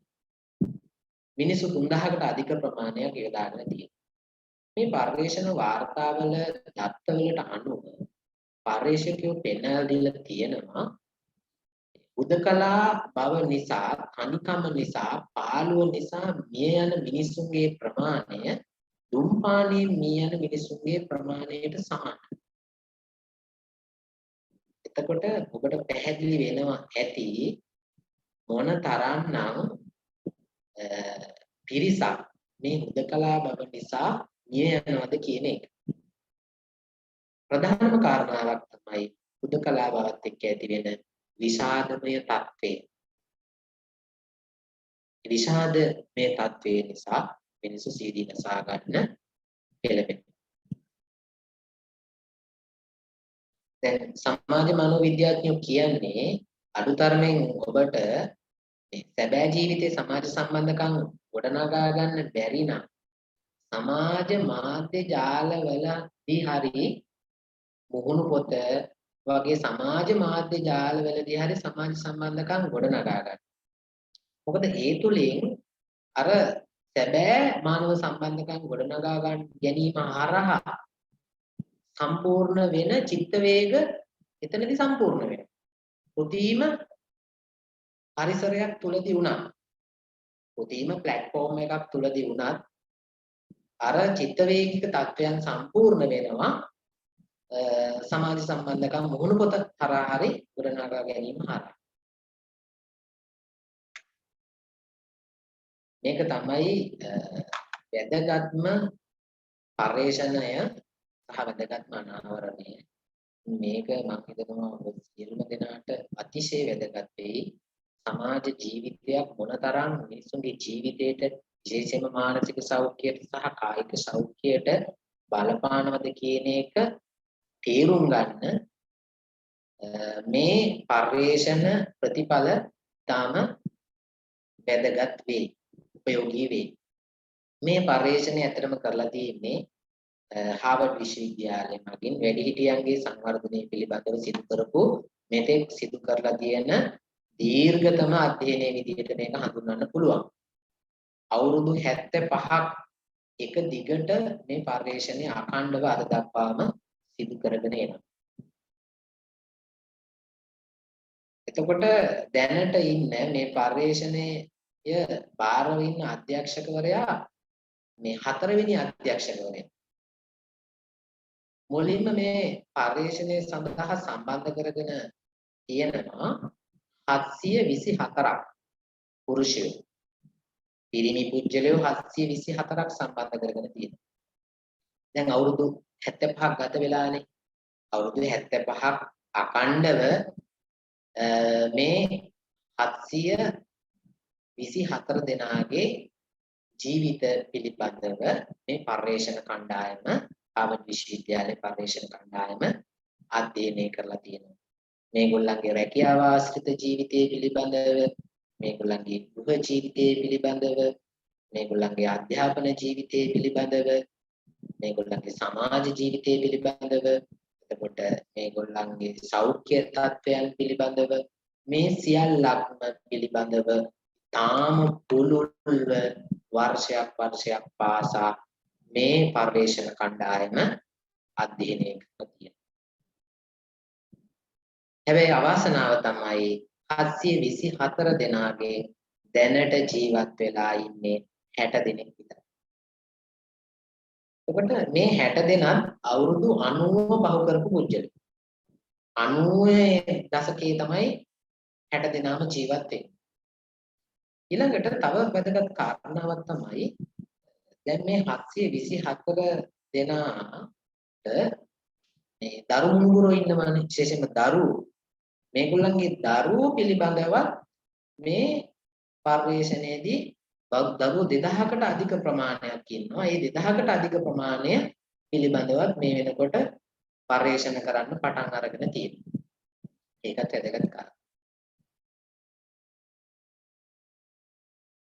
එතකොට දැන් අපිට මෙතනදී මේ පර්යේෂණය ගැන මම දාලා පැහැදිලි කිරීමක් කළේ.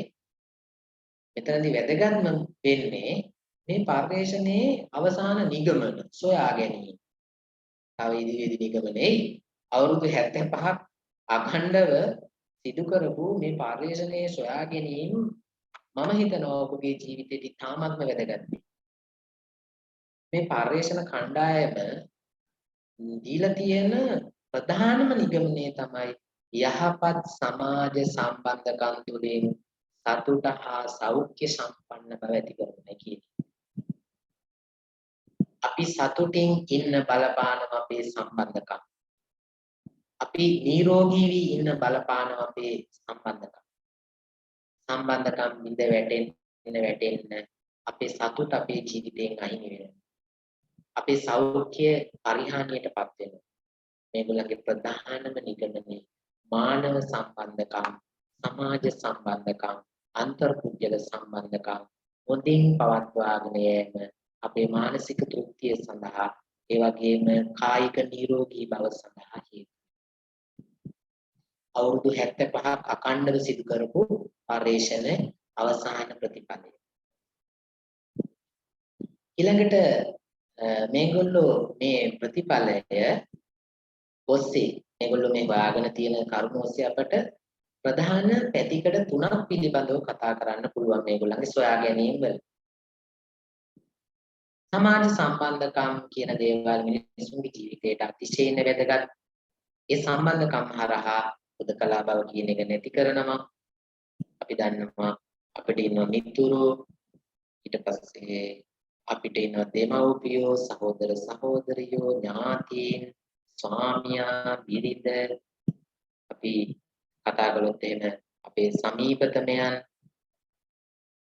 ප්‍රධාන තේමා තුනක් ඔස්සේ අපි කතා කළොත් එහෙම ප්‍රජාවේ ඉන්නවා අපට, ඊළඟට අපේ මිතුරන් ඉන්නවා, ඊළඟට අපේ පවුලේ උදවියේ ඉන්නවා.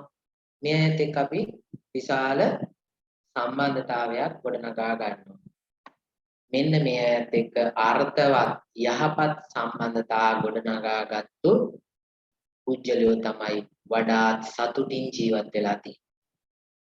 ඒ අය කායික වශයෙන් වඩාත් නිරෝගී, ඒ වගේම තමයි ඊටාම දීර්ඝ කාලයක් ජීවත් වෙලා තියෙන්නේ. දැන් අපි කියවනේ 60 දෙනෙක් මේ වෙනකොට ජීවත් වෙනවයි කියලා.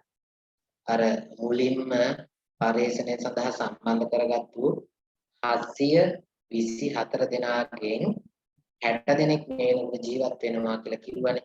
ඒ 60 දෙනාම දීර්ඝායුෂ ලබන්න වැඩි කාලයක් ජීවත් වෙන්න බලපාලා තියෙන්නේ ඒගොල්ලන්ගේ සමාජ සම්බන්ධකම් කියන එක තමයි මේ පරිශ්‍රණයේදී පෙන්නලා දීලා තියෙන්නේ.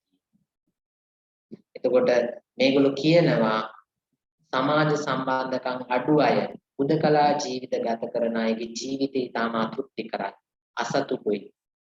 ඒගොල්ලන්ගේ සෞඛ්‍ය අඩු වයසේදීම පිරිහීමටපත් වෙනවා. මැදි වයසේදීම විවිධ නිදාගත රෝගී තත්ත්වයන්ට ගොදුරු වෙනවා.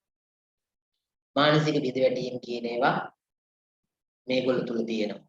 අමතක වීම, චින්තන හැකියාව දුර්වල වීම, අවබෝධය අඩුය. මේවා අඩු වයසේදීම මැදි වයසේදීම මේ කියන ප්‍රජානික හැකියාව, මානසික හැකියාව බිඳ වැටිලා තියෙනවා. ඒ වගේම තමයි මේගොල්ලන්ගේ ආයුෂත් ඉතාම කෙටි වෙලා තියෙනවා. ඒ පළවෙනි පැතිකඩ අපි කතා කරමු. ඊළඟට දෙවෙනි පැතිකඩ තමයි අපි දන්නවා අපට ගොඩක් සම්බන්ධකම් කියන දේවල් තියෙනවානේ. සමහරලාට ප්‍රමාණයෙන් ගත්තොත් එහෙම මිතුරු විශාල ප්‍රමාණයක්. Facebook එකේ ගත්තොත් එහෙම මිතුරු ඉන්නවා දහස් ගාණක්. සමහරලාට 100 ගාණක්. මිතුරු විශාල ප්‍රමාණයක් ඉන්නවා. ඒ වගේම තමයි අපි මිතුරු වෙනුවෙන් විශාල කැපකිරීම අපේ ජීවිත තුළ සිදු කරනවා.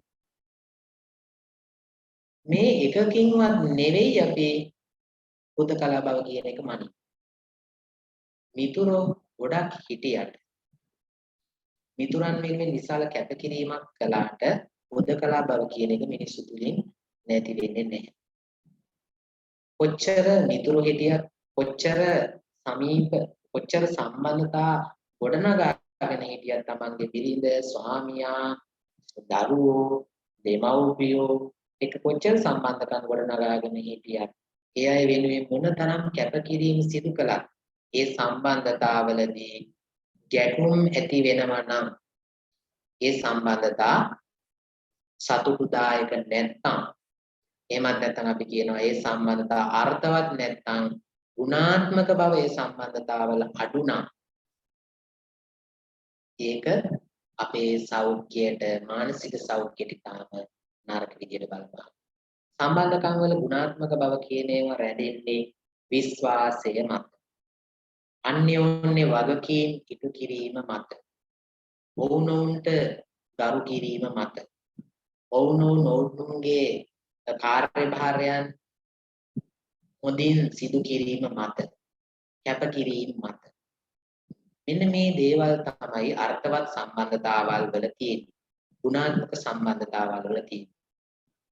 මේ දේවල් නැති වෙනකොට අඬ දබර වීම, රණ්ඩු සරුවල් වීම, එන කොටා ගැනීම විශේෂයෙන් අපි ගත්තොත් එහෙම පවුලක් තුල ස්වාමියා සහ බිරිඳ අතර නිතරම ගැටුම් ඇති වෙනවා නම් ඒගොල්ලන්ගේ තියෙන්නේ ගැටලුකාරී සම්බන්ධතාවයක් නම් ඒ සම්බන්ධතාවය කියන එක හොඳ සම්බන්ධතාවයක් අර්ථවත් සම්බන්ධතාවයක් නෙවෙයි.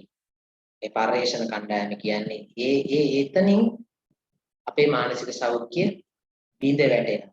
සම්බන්ධකම් තිබුණා ඒ සම්බන්ධකම් අර විදියට ගැටලුකාරී නම් ඒක අපට ඍණාත්මක විදියට බලපානවා කියන්නේ.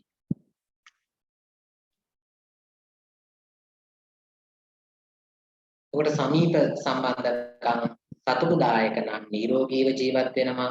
සමීප සම්බන්ධකම් අසතුටුදායක නම් නිරෝගීව ජීවත් වෙන්නේ නැහැ. ඊළඟට මේ දෙවෙනි මේ කාරණාව උනවදාරණය කළා තියෙන්නේ. ඊළඟට තුන්වෙනි කාරණාව තමයි මේ සමාජ සම්බන්ධකම් කියන දේවල් අපේ මොළයේ සෞඛ්‍ය සඳහා විශාල බලපෑමක් එල්ල කරනවා. මොළයේ සෞඛ්‍යයට බලපෑමක් එල්ල කරනවා කියන්නේ අපේ මානසික සෞඛ්‍යයට බලපෑමක් එල්ල කරනවා කියන්නේ. අපේ මානසික ක්‍රියාකාරීත්වයට බලපෑමක් එල්ල කරනවා. ඒ නිසා ඔන්න ඔය සොයා ගැනීම ටික තමයි ඔය දිගු කාලයක් තිස්සේ සිදු කරපු පරිශ්‍රණ වලින් පෙන්නලා දීලා තියෙන්නේ. මේ සොයා ගැනීම තාම වැදගත් වෙනවා. මොකද අපි හැමදේනම ගත කරන්නේ සමාජීය ජීවිතයක්. ඇරිස්ටෝටල් එක අවස්ථාවකදී කියනවා මනුෂ්‍යයා කියලා කියන්නේ ස්වභාවයෙන්ම සමාජීය ජීවිතයකට කැමති කෙනෙක්. සමාජීය ජීවිතයෙන් මනුෂ්‍යයාට මිදෙන්න හැකියාවක් නැහැ. ඒක සහජ ආසයක්. ඒක නිසා සමාජ සම්බන්ධකම් කියන දේවල් අපේ ජීවිතයට ඉතාම වැදගත් වෙනවා.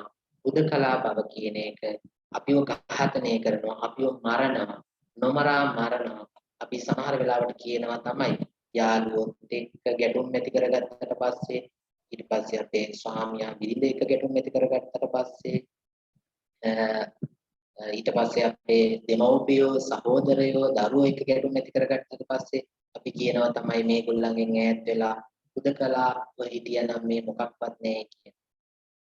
නමුත් ඒක වැරදි. අපට පුළුවන් වෙන්න ඕන මිනිස්සුන්ගේ දුර්වලකම් එක්ක මිනිස්සුන්ව වැළඳ ගන්න. මිනිසුන්ගේ දුර්වලකම් එක්ක මිනිසුන්ව වැළඳ ගන්න අපට හැකියාව තියෙනවා. අන්න එතකොට තමයි සමාජ සම්බන්ධකම් කියන දේවල් දිගු කාලයක් පවතින්නේ, ශක්තිමත් වෙන්නේ. අපි මානසිකව සහ කායිකව නිරෝගී වෙන්නේ. එhmenan කාල වේලාව දැනටමත් ඉක්ුත් වෙලා ගිහිල්ලා තියෙන නිසා මම අවසන් කරනවා. කරුණ දැක්වීම. හැමදාම පෙරවන් සර්. හොඳයි බොහොම ස්තුතිවන්ත වෙනවා අද සම්පත්දායකත්වයේ ලබා දෙමින් සමාජ හුදකලා බව හා මානසික සෞඛ්‍ය කියන තේමාව යටතේ වැදගත් සාකච්ඡාවක් සිදු කරන්නට යෙදුන අපේ මූපැටිගේවල හේමාලෝක පණ්ඩිත හාමුදුරන් වහන්සේට අපට දැන් පුළුවන් අවස්ථාව ලැබෙනවා අද මේ දේශනාවට සම්බන්ධ වුණ කිසියම් කෙනෙකුට දේශනය ආශ්‍රිතව යම් ගැටලුවක් තියෙනවා නම් ඒ පිළිබඳව විමසන්නත් ඒ වගේම යම් අදහසක් දක්වන්න අවස්ථාවක් තියෙනවා නම් ඒ සඳහාත් අවස්ථාව ලබා දෙන්නට පුළුවන්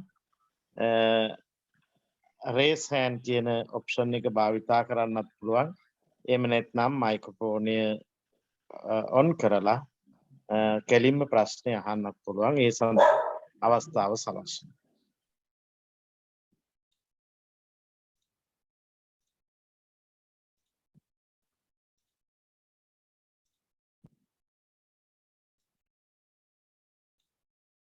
සුමේද විරාජ් මහත්මයා අතවසවලා තියෙනවා ඔබතුමාට අවස්ථාව තියෙනවා ඒ පිළිබඳව අදහස් දක්වන්න.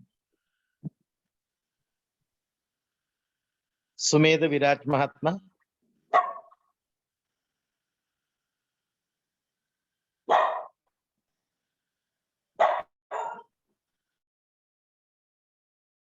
ඔබතුමාට ප්‍රශ්නේ යොමු කරන්න පුළුවන්. සුමේද මිරාජ්.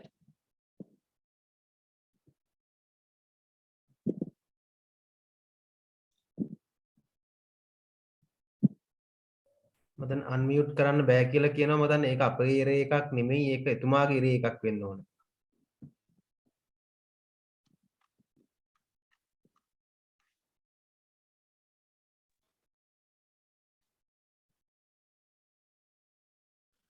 එතුමා අවස්ථාව ලබා ගන්නත් එක් වෙනත් කවුරු හරි ඉන්නවා නම් ඒ සඳහා අවස්ථාව.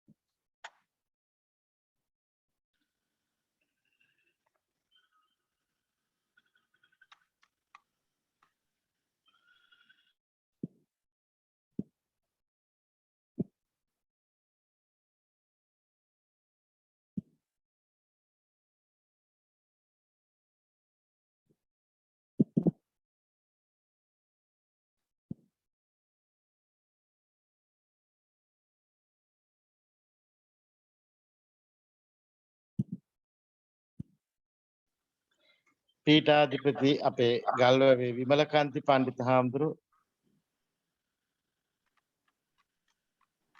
පණ්ඩිතාඳුරෝ ඔබ වහන්සේට අදහසක් දක්වන්න. ඔව් මට විශේෂයෙන් අහන්න තියෙන්නේ දැන් බුදුහාමුදුරෝ දේශනා කරපු බොහෝ හුඟක් සූත්‍ර ධර්මවල තියෙනවා ධම්මිකායවා කතාය අරියෝවා තුන්හි භාවේන කියලා. කතා කරන්න අවශ්‍ය නම් ධාර්මික කතාවක යෙදෙන්න. එහෙම නැත්නම් උතුම් තුස්නිම් භාවය භජනය කරන්න කියලා. ඉතින් දැන් අපේ හේමාලෝක පණ්ඩිතාඳුරෝ සඳහන් කරපු හැටියට මේ වුණවුන් එක්ක සංස්කෘතික හා සමාජ සම්බන්ධතා ඇතිව කවුරුත් එක්ක සුහද ජීවිතයක් ගෙවනවා නම් වඩාත් සතුටු සහගත ජීවිතයක් වෙනවා. ඉතින් එහෙම එකක් බැරි නම් බුදුහාමුදුරුවෝ තෘෂ්ණිම් භාවයෙන් තනියෙන් ඉන්න කියලා දේශනා කරලා තියෙනවා. තවත් අවස්ථාවක ඒකෝචරයේ කංග විසාන කප්පෝ කියලා සුදුසු යහළුවෙක් හම්බුන් නැත්තම් තනියෙන් ඉන්න එක වැඩි හොඳයි කියලා. ඒ අදහසුත් එක්ක මනෝවිද්‍යාත්මකව මේ කරුණු බුදුහාමුදුරන්ගේ දේශනාවන් කොහොමද සමතුලිත කරන්න කියලා තමයි මට දැනගන්න ඕන. එහෙමයි අහන්නේ දැන් සමහර වෙලාවට පණ්ඩිතාන්නේ අපි සම්බන්ධකම් කියන දේවල් ගොඩනගා ගන්න බයක් සහ සැකයක් දක්වනවානේ. සමහර අපේ අත්දැකීම් සමහර නරක අත්දැකීම් නිසා අපි සම්බන්ධකම් ගොඩනගා ගන්න මේ අකමැත්තක් දක්වනවා සහ බයක් දක්වනවා.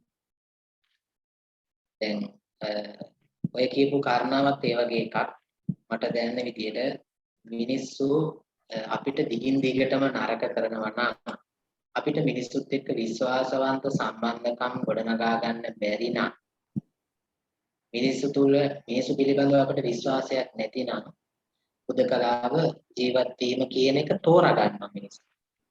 ඒක තමයි අර తాවකාලික උදකලා බව කියලා කියන්නේ.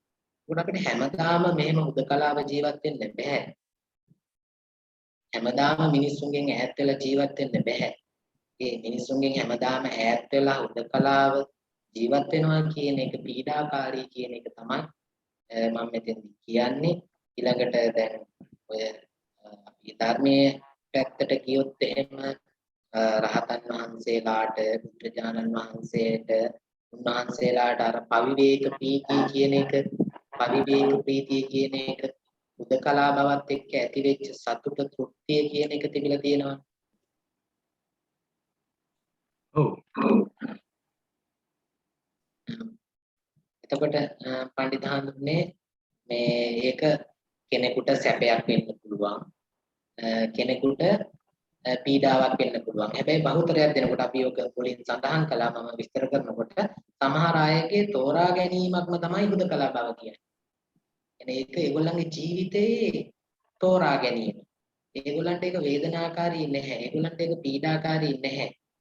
කෙනෙක් කල්පනා කරනවා නම් මට සමාජ සම්බන්ධකම් වලින් ඈත් වෙලා සමාජ සම්බන්ධකම් නැතුව ජීවත් වෙන්න පුළුවන් කියලා එහෙම ජීවත් වීම තෝරා ගන්න කෙනෙකුට පුළුවන්. හැබැයි කොච්චර දුරට ඒ කියන තෝරා ගැනීම ඉදිරියට යන්න පුළුවන්ද කියන එක ප්‍රශ්නයක්. తాවකාලික හුදකලා බව తాවකාලිකව සමාජයෙන් ඈත් වෙලා කෙනෙකුට ඉන්න පුළුවන්. මේ හැමදාම සමාජයෙන් ඉවත් වෙලා ඈත් වෙලා ඔය කියන විදිහේ හුදකලා ජීවිතයක් ගත කළොත් අපි මනෝවිද්‍යාත්මකව කියන්නේ එයා තුළ loneliness කියන එක හුදකලා බව කියන එක වර්ධනය වෙන්න පුළුවන්.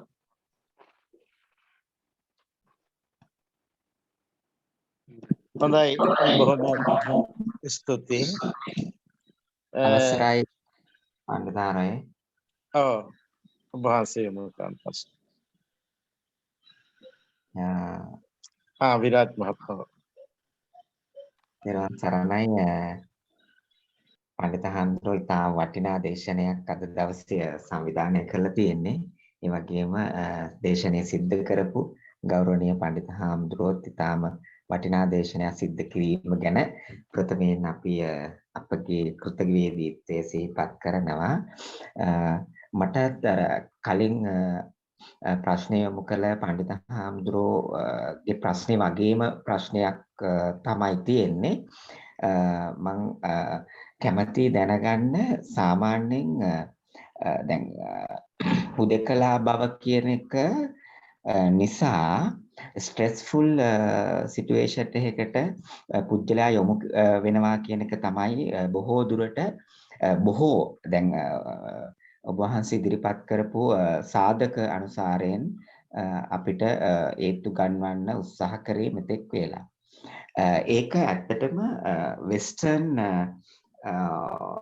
සයිකොලොජි තියරිස් එක්ක ගැටලුවක් නැහැ. නමුත් අපේ පෙරදිග දැනුමත් එක්ක ආවොත් පෙරදිග ක්‍රමවේදයක් එක්ක ආවොත් අර බුදුරජාණන් වහන්සේ දේශනා කරන්නේ බෞද්ධ මනෝවිද්‍යාවේදී හුදකලා වාසය කරන්න කියන කාරණාව. කියන්නේ උදාහරණයකට ගත්තොත් අරඤ්‍යගතෝවා රුක්කමූලගතෝවා ශුඤ්ඤාගාරගතෝවා. එතකොට මේ කියන concept එකත් එක්ක යද්දී බුදුරජාණන් වහන්සේ දේශනා කරන්නෙම සතුට හම්බ වෙනවා කියන එක. එතකොට මට තියෙන ගැටලුව තමයි අපි හුදකලා බවද ගැටලුදායක තත්ත්වයක් නිර්මාණය කරන්නේ එහෙම නැත්නම් අපි ඒ හුදකලා බව ග්‍රහණය කරන ආකාරය අනුවද? දැන් සාමාන්‍යයෙන් අපි කියවතුන් යම්කිසි පුජ්‍යලයේ ඒ හුදකලා බව ආස්වාදය කරනවා නම් ඒ හුදකලා බව තමන්ගේ ස්ට්‍රෙස්ෆුල් සිටුේෂන් එක නැති කරගන්න ඒ හුදකලා බව පාවිච්චි කරනවා නම් ඔය බටහිර මනෝවිද්‍යාව තුළින් අර්ථකථනය කරන ස්ට්‍රෙස්ෆුල් සිටුේෂන් එක අවොයිඩ් නැති කරගන්න අපිට පුළුවන් නේද ගෞරවනීය පණ්ඩිත හාමුදුරනේ? ඔබතුමාට බෙහෙවින් ස්තුතිවන්ත වෙනවා අදහස් දැක්වීම පිළිබඳව. ඔබතුමා ඉතාම වැදගත් කාරණාවක් ඉස්මතු කළා. මම අවසානයේදී කතා කරන්න හැදුවේ එතන කියනකොටම හුදකලා වුණත් සමහර මිනිස්සුන්ට හුදකලා බව දැනෙන්නේ නැහැ. අන්න ඒකයි අපි කිව්වේ මේක සංජානනික තත්ත්වයක් කියලා. හුදකලා මොනතරම් සමාජයෙන් ඈත් වෙලා ඉවත් වෙලා හිටියත් සමහර මිනිස්සුන්ට මේ හුදකලා බව නිසා ඇතිවෙන වේදනාකාරී බව ඇති වෙන්නේ නැහැ. දැන් ධර්මානුකූලව අපට ගත්තට පස්සේ යම් කිසි මානසික වශයෙන් ශක්තිමත් භාවයකට පත් වුණාට පස්සේ යම් මානසික සංවර්ධනයක් කරා ළඟා වුණාට පස්සේ ඒ කුජලයට ඒ தත්ත්වය අත්දකින්න පුළුවන් කියලා අපිට විස්තර කරන්න පුළුවන්. ගැටලුවක් නැහැ. හැමෝටම හැබැයි අපේ සුමේධ මහත්මයා හැමෝටම හැබැයි ওই தත්ත්වය ওই විදිහටම අත්දකින්න අමාරුයි. සමහර බොහෝ දෙනෙක් අපි කියන්නේ මේ කාන්සාවටපත් වෙනවා ආතතියටපත් වෙනවා සමාජයෙන් ඉවත් වීමත් එක්ක. හැබැයි කෙනෙක් අර මානසික සංවර්ධනයක් ඇති කරගෙන මානසිකව ශක්තිමත් වෙලා කෙනෙක් ඒක සුවේ විඳිනවා නම් කලාව සැපයක් කියලා එයා තෝරගන්නවා නම් එයාට මිනිස්සුන්ගෙන් ඈත් වෙලා ඉන්න එක මේ තෘප්තිමත් නම් ඒක වේදනාකාරී නැත්නම් ඒක ගැටලුවක් නැහැ. හැබැයි සමහර වෙලාවට අපිට తాවකාලිකව ඒක රිලීස් එකක් වෙන්න පුළුවන්. සහනයක් ගෙන දෙන දෙයක් වෙන්න පුළුවන්. නමුත් අපි දිගු කාලීනව යනකොට ඒක පීඩාකාරී වෙන්න පුළුවන්. අපි හැමදෙනාම හුදකලා බව කියන එක භුක්ති විඳින්න ඕන. විවේකී බව නෙමේ සොලිටියුඩ් විවේකී බව කියන එක අපි හැමදෙනාම කැමති විවේකී බවට. හැමදෙනාම අපේ ජීවිතේ විවේකීව ඉඳලා තියෙනවා. එතකොට එතනදී අදහස් කරන්නේ නැහැ අර කියන ආකාරයේ ව්‍යාධි ජනක තත්ත්වයක් පිළිබඳව අදහසක් එතනදී ඉස්මතු වෙන්නේ නැහැ. අර ලොන්ලිනස් කියන එකත් එක්ක එන්නේ තමන් හුදකලා වෙලා තමන් තනි වෙලා කියන අර චිත්ත වේගික පීඩාව. සමහර වෙලාවට මිනිස්සු හිටියත් දැන් ගොඩාක් යාළුවෝ හිටියත් ඔය කියන පීඩාව ඇති වෙන්න පුළුවන් කෙනෙකුට. මොන තරම් යාළුවෝ දහස් ගාණක් හිටියත් අර කියන හුදකලා බව කියන එක දැනෙන්න පුළුවන් කෙනෙකුට.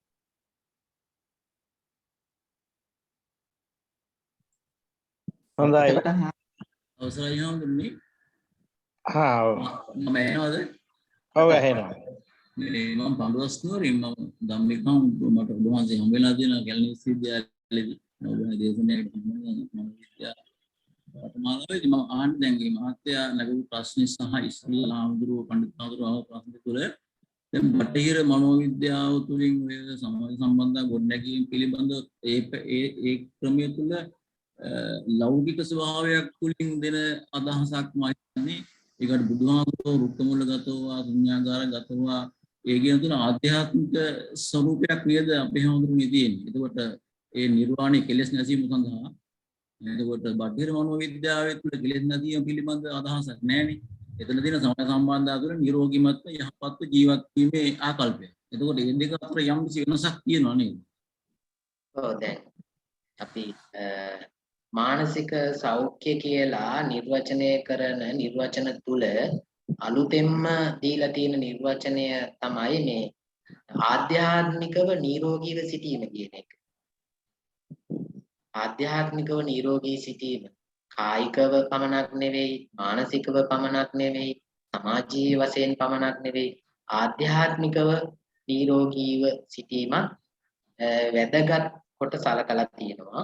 ආධ්‍යාත්මික නිරෝගී බවත් එක්ක බැඳිච්ච බද්ධ වෙච්ච සමීපතම දෙයක් තමයි මේ ආගම කියන එක. ආගම තුළින් අපි තුළ විශ්වාසයන් කියන දේවල් ගොඩ නගනවා. විශ්වාසයන් කියන දේවල් අපේ මානසික සෞඛ්‍යයට ඉතාම වැදගත්. ඒක නිසා ආධ්‍යාත්මික සුවය අපි සියලුම දෙනාට තිබිය යුතුයි. අපි ආධ්‍යාත්මික සුවය ඇති කරගත යුතුයි. ඒක අවස්ථාවකදී මම පැහැදිලි කළා මතකද දන්නේ නැහැ. මේ ඔබට අර මේ හුදකලා භාවයේ යම්කිසි දාර්ශනික පැතිකඩක් තියෙනවා. දාර්ශනික අංශයක් තියෙනවා. දාර්ශනික ස්වરૂපයක් තියෙනවා. දැන් ඔය ධර්මයේ සඳහන් කරන හුදකලා බවත් ඔය දාර්ශනික අංශයට තරමක් නෙමෙයි හොඳටම සමීප හුදකලා බව. හොඳයි බොහොම ස්තුතියි. අපේ කරපික්කඩ සෝභිත පණ්ඩිත හාමුදුරුවෝ මම හිතන්නේ බලාපොරොත්තු වෙන ඉන්න ප්‍රශ්නයක් යොමු කරන්න. ඔබ වහන්සේට අවස්ථාව. තෙරුවන් සරණයි. පණ්ඩිතහන් ඇතරම ප්‍රශ්නයක් අහන්න නෙවෙයි පොඩි අදහසක් දක්වන්න අවස්ථාව ගත්තේ. අපේ පීඨාධිපති ගල්වැව විමලකාන්ති පණ්ඩිත හාමුදුරුවෝත් ඒ වගේම අපේ විරාජ් මහත්තයත් අර යොමු කරපු අදහස් දිහා බැලුවම පස්සේ මට පුංචි කාරණාවක් මතක් කරන්න ඕන කියලා හිතුණා. ඇත්තටම ඊට පස්සේ අපේ හාමුදුරු කෙනෙක් කතා කරා උන්වහන්සේත් ඒ හා සම්බන්ධව කතාවක් ඉදිරිපත් කරේ. දැන් බටහිර මනෝවිද්‍යාවයි බෞද්ධ මනෝවිද්‍යාවයි කියන දෙක අපි සංසන්දනාත්මකව මේ අවස්ථාවේදී සාකච්ඡා කළොත් ඒක මෙතනදී අපි ඇත්තටම පැහැදිලිවම තේරුම් ගන්න ඕනේ. දැන් විමලකාන්ති පණ්ඩිත හාමුදුරුවෝ ඇහුවේ බුදුහාමුදුරන්ගේ හුදකලා බව ඒක උන්වහන්සේගේ අර්ථකථනය පිළිබඳ. හැබැයි බුදුහාමුදුරුවෝ කවදාවත් ලෞකික ජීවිතය තුළ හුදකලා බවකින් ජීවත් වෙන්න ඕනේ කියලා මම නම් අහලා නැහැ. බුදුහාමුදුරුවන්ගේ ඉගැන්වීම් තියෙන්නේ ආධ්‍යාත්මික සංවර්ධනයට. එතකොට ආධ්‍යාත්මික සංවර්ධනයට අපි ගමන් කරනකොට තමයි අපි ආධ්‍යාත්මික සංවර්ධනයේ උදෙසා අවශ්‍ය තැන්වල අපි හුදකලා බව ඒක බුදුහාමුදුරුවෝ අගය කිරීමක් සිද්ධ කරලා තියෙනවා. නමුත් අපි අර සමාජයේදී අපිට යම්කිසි ආකාරයකට ගැටලුකාරී තත්වයකින් මිදෙන්න ඕන නම් අපි හුදකලා බවට යමු ඕනේ. ඒක වෙනම කතාවක්. නමුත් බුදුහාමුදුරුවෝ හැම වෙලෙම ලෞකික ජීවිතය තුළ හුදකලා බව කියන එක එහෙම හුදකලාව ජීවත් වෙන්න ඕනේ කියන කතාවක් කියලා නැහැ. ඒ නිසා බටහිර මනෝවිද්‍යාව තුළ ඇත්තටම සිද්ධ වෙන්නේ ලෞකික ජීවිතයේ මිනිසුන්ගේ සංවර්ධනයට උපදෙස් ලබා දීම. ඒ නිසා බටහිර මනෝවිද්‍යාව තුළ දක්වන හුදකලා බව තුළ මිනිහෙක්ට ගැටලුකාරී තත්ත්වයන් ඇති වෙන්න පුළුවන්. බුදුහාමුදුරුවෝ මිනිහෙක්ගේ ලෞකික ජීවිතය හුදකලා බව ඉන්න ඕනේ කියන එක මම නම් කොහෙවත් ඇත්තටම අහලා නැහැ. හැබැයි ආධ්‍යාත්මික පැත්ත තමයි බෞද්ධ මනෝවිද්‍යාව තුළ සාකච්ඡා කරන්නේ. එතකොට මේ ආධ්‍යාත්මික ගමන තුළ තමයි අපි හුදකලාව කටයුතු කරන්න ඕනේ කියන එක බෞද්ධ ඉගැන්වීම් වල තියලා තියෙන කියලා තමයි මම අහලා තියෙන්නේ. එතකොට මම හිතන විදිහට අර හාමුදුරුවොත් ඒ කතාව තමයි ඔයාලට කලින් මතු කරන්න උත්සාහ කරේ. එහෙම වුණොත් ඇත්තටම අපිට බටහිර මනෝවිද්‍යාවට වඩා විශාල වූ ඒ කියන්නේ වෙනස් වූ ආධ්‍යාත්මිකයක් තමයි අපිට බෞද්ධ මනෝවිද්‍යාව තුළ දකින්න ලැබෙන්නේ. හැමෝටම තෙරුවන් සරණයි. හොඳයි මම හිතන්නේ අපේ කාල වේලාව දැන් ඉක්ම වෙලා ගිහින් තියෙනවා. ඒ නිසා වැඩසටහන අවසන් කරන්නටයි මගේ අදහස. විශේෂයෙන්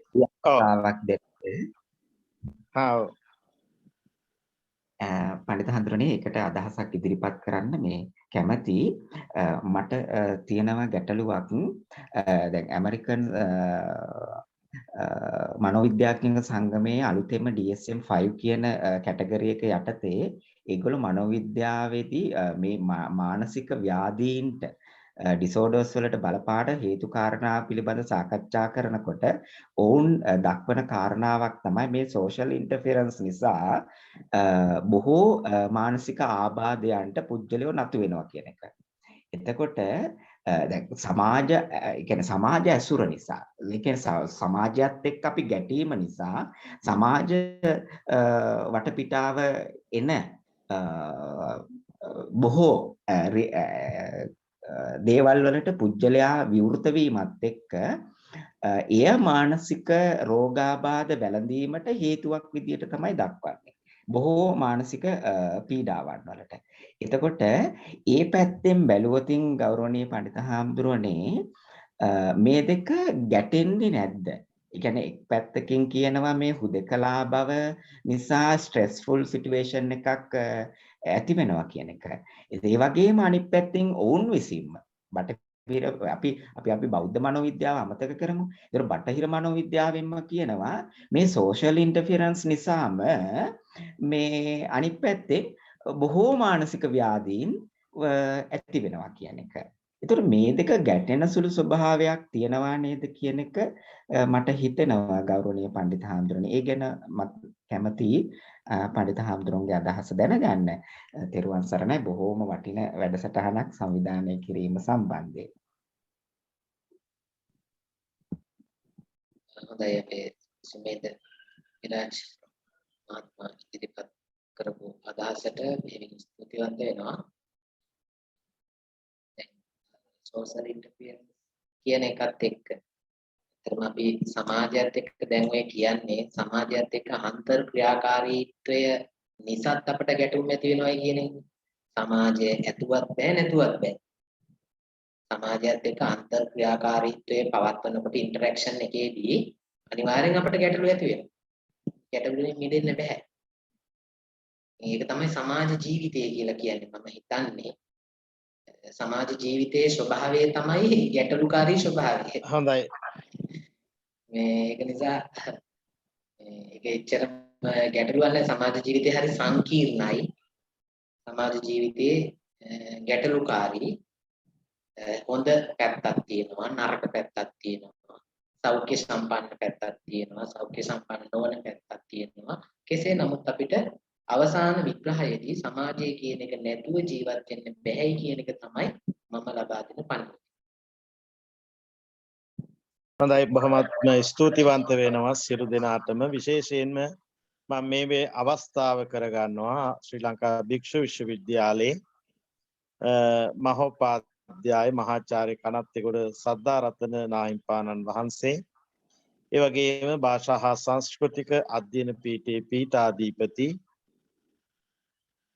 ජ්‍යෙෂ්ඨ කතිකාචාර්ය ගල්වැවේ විමලකාන්ති පණ්ඩිත හාමුදුරන් වහන්සේ ඒ වගේම සමාජීය විද්‍යා හා තුලනාත්මක අධ්‍යයන අංශය අංශාධිපති ජ්‍යෙෂ්ඨ කතිකාචාර්ය උඩුගම්පල ගුණානන්ද පණ්ඩිත හාමුදුරන් වහන්සේ ඒ වගේම මේ දේශන මාලාව සම්බන්ධීකරණය කරන සමාජ විද්‍යා හා තුලනාත්මක අධ්‍යයන අංශයේ කතිකාචාර්ය ගෝනලගොඩ නන්ද පණ්ඩිත හාමුදුරන් වහන්සේ ඒ වගේම අද දේශනයේ සම්පත්දායකත්වය ලබා දෙමින් කටයුතු කළ කතිකාචාර්ය මෝපැටිගේවෙල හේමාලෝක පණ්ඩිත හාමුදුරන් වහන්සේ ඇතුළු අද දවසේ සම්බන්ධ වුණ සියලු දෙනාටමත් ඒ වගේම ප්‍රශ්න යොමු කරමින් අදහස් දක්වමින් මේ සාකච්ඡාව වඩා සාර්ථකත්වයට පත් කිරීම සඳහා දායකත්වයේ දුන්න සියලු දෙනාටමත් සහ සම්බන්ධ වුණ සියලු දෙනාටමත් ශ්‍රී ලංකා භික්ෂු විශ්වවිද්‍යාලය වෙනුවෙන් අපේ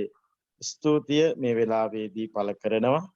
ඒ වගේම තවත් මෙවැනි දේශනයකින් මම හිතන්නේ ලබන මාසෙත් අප හම්බ වෙනවා.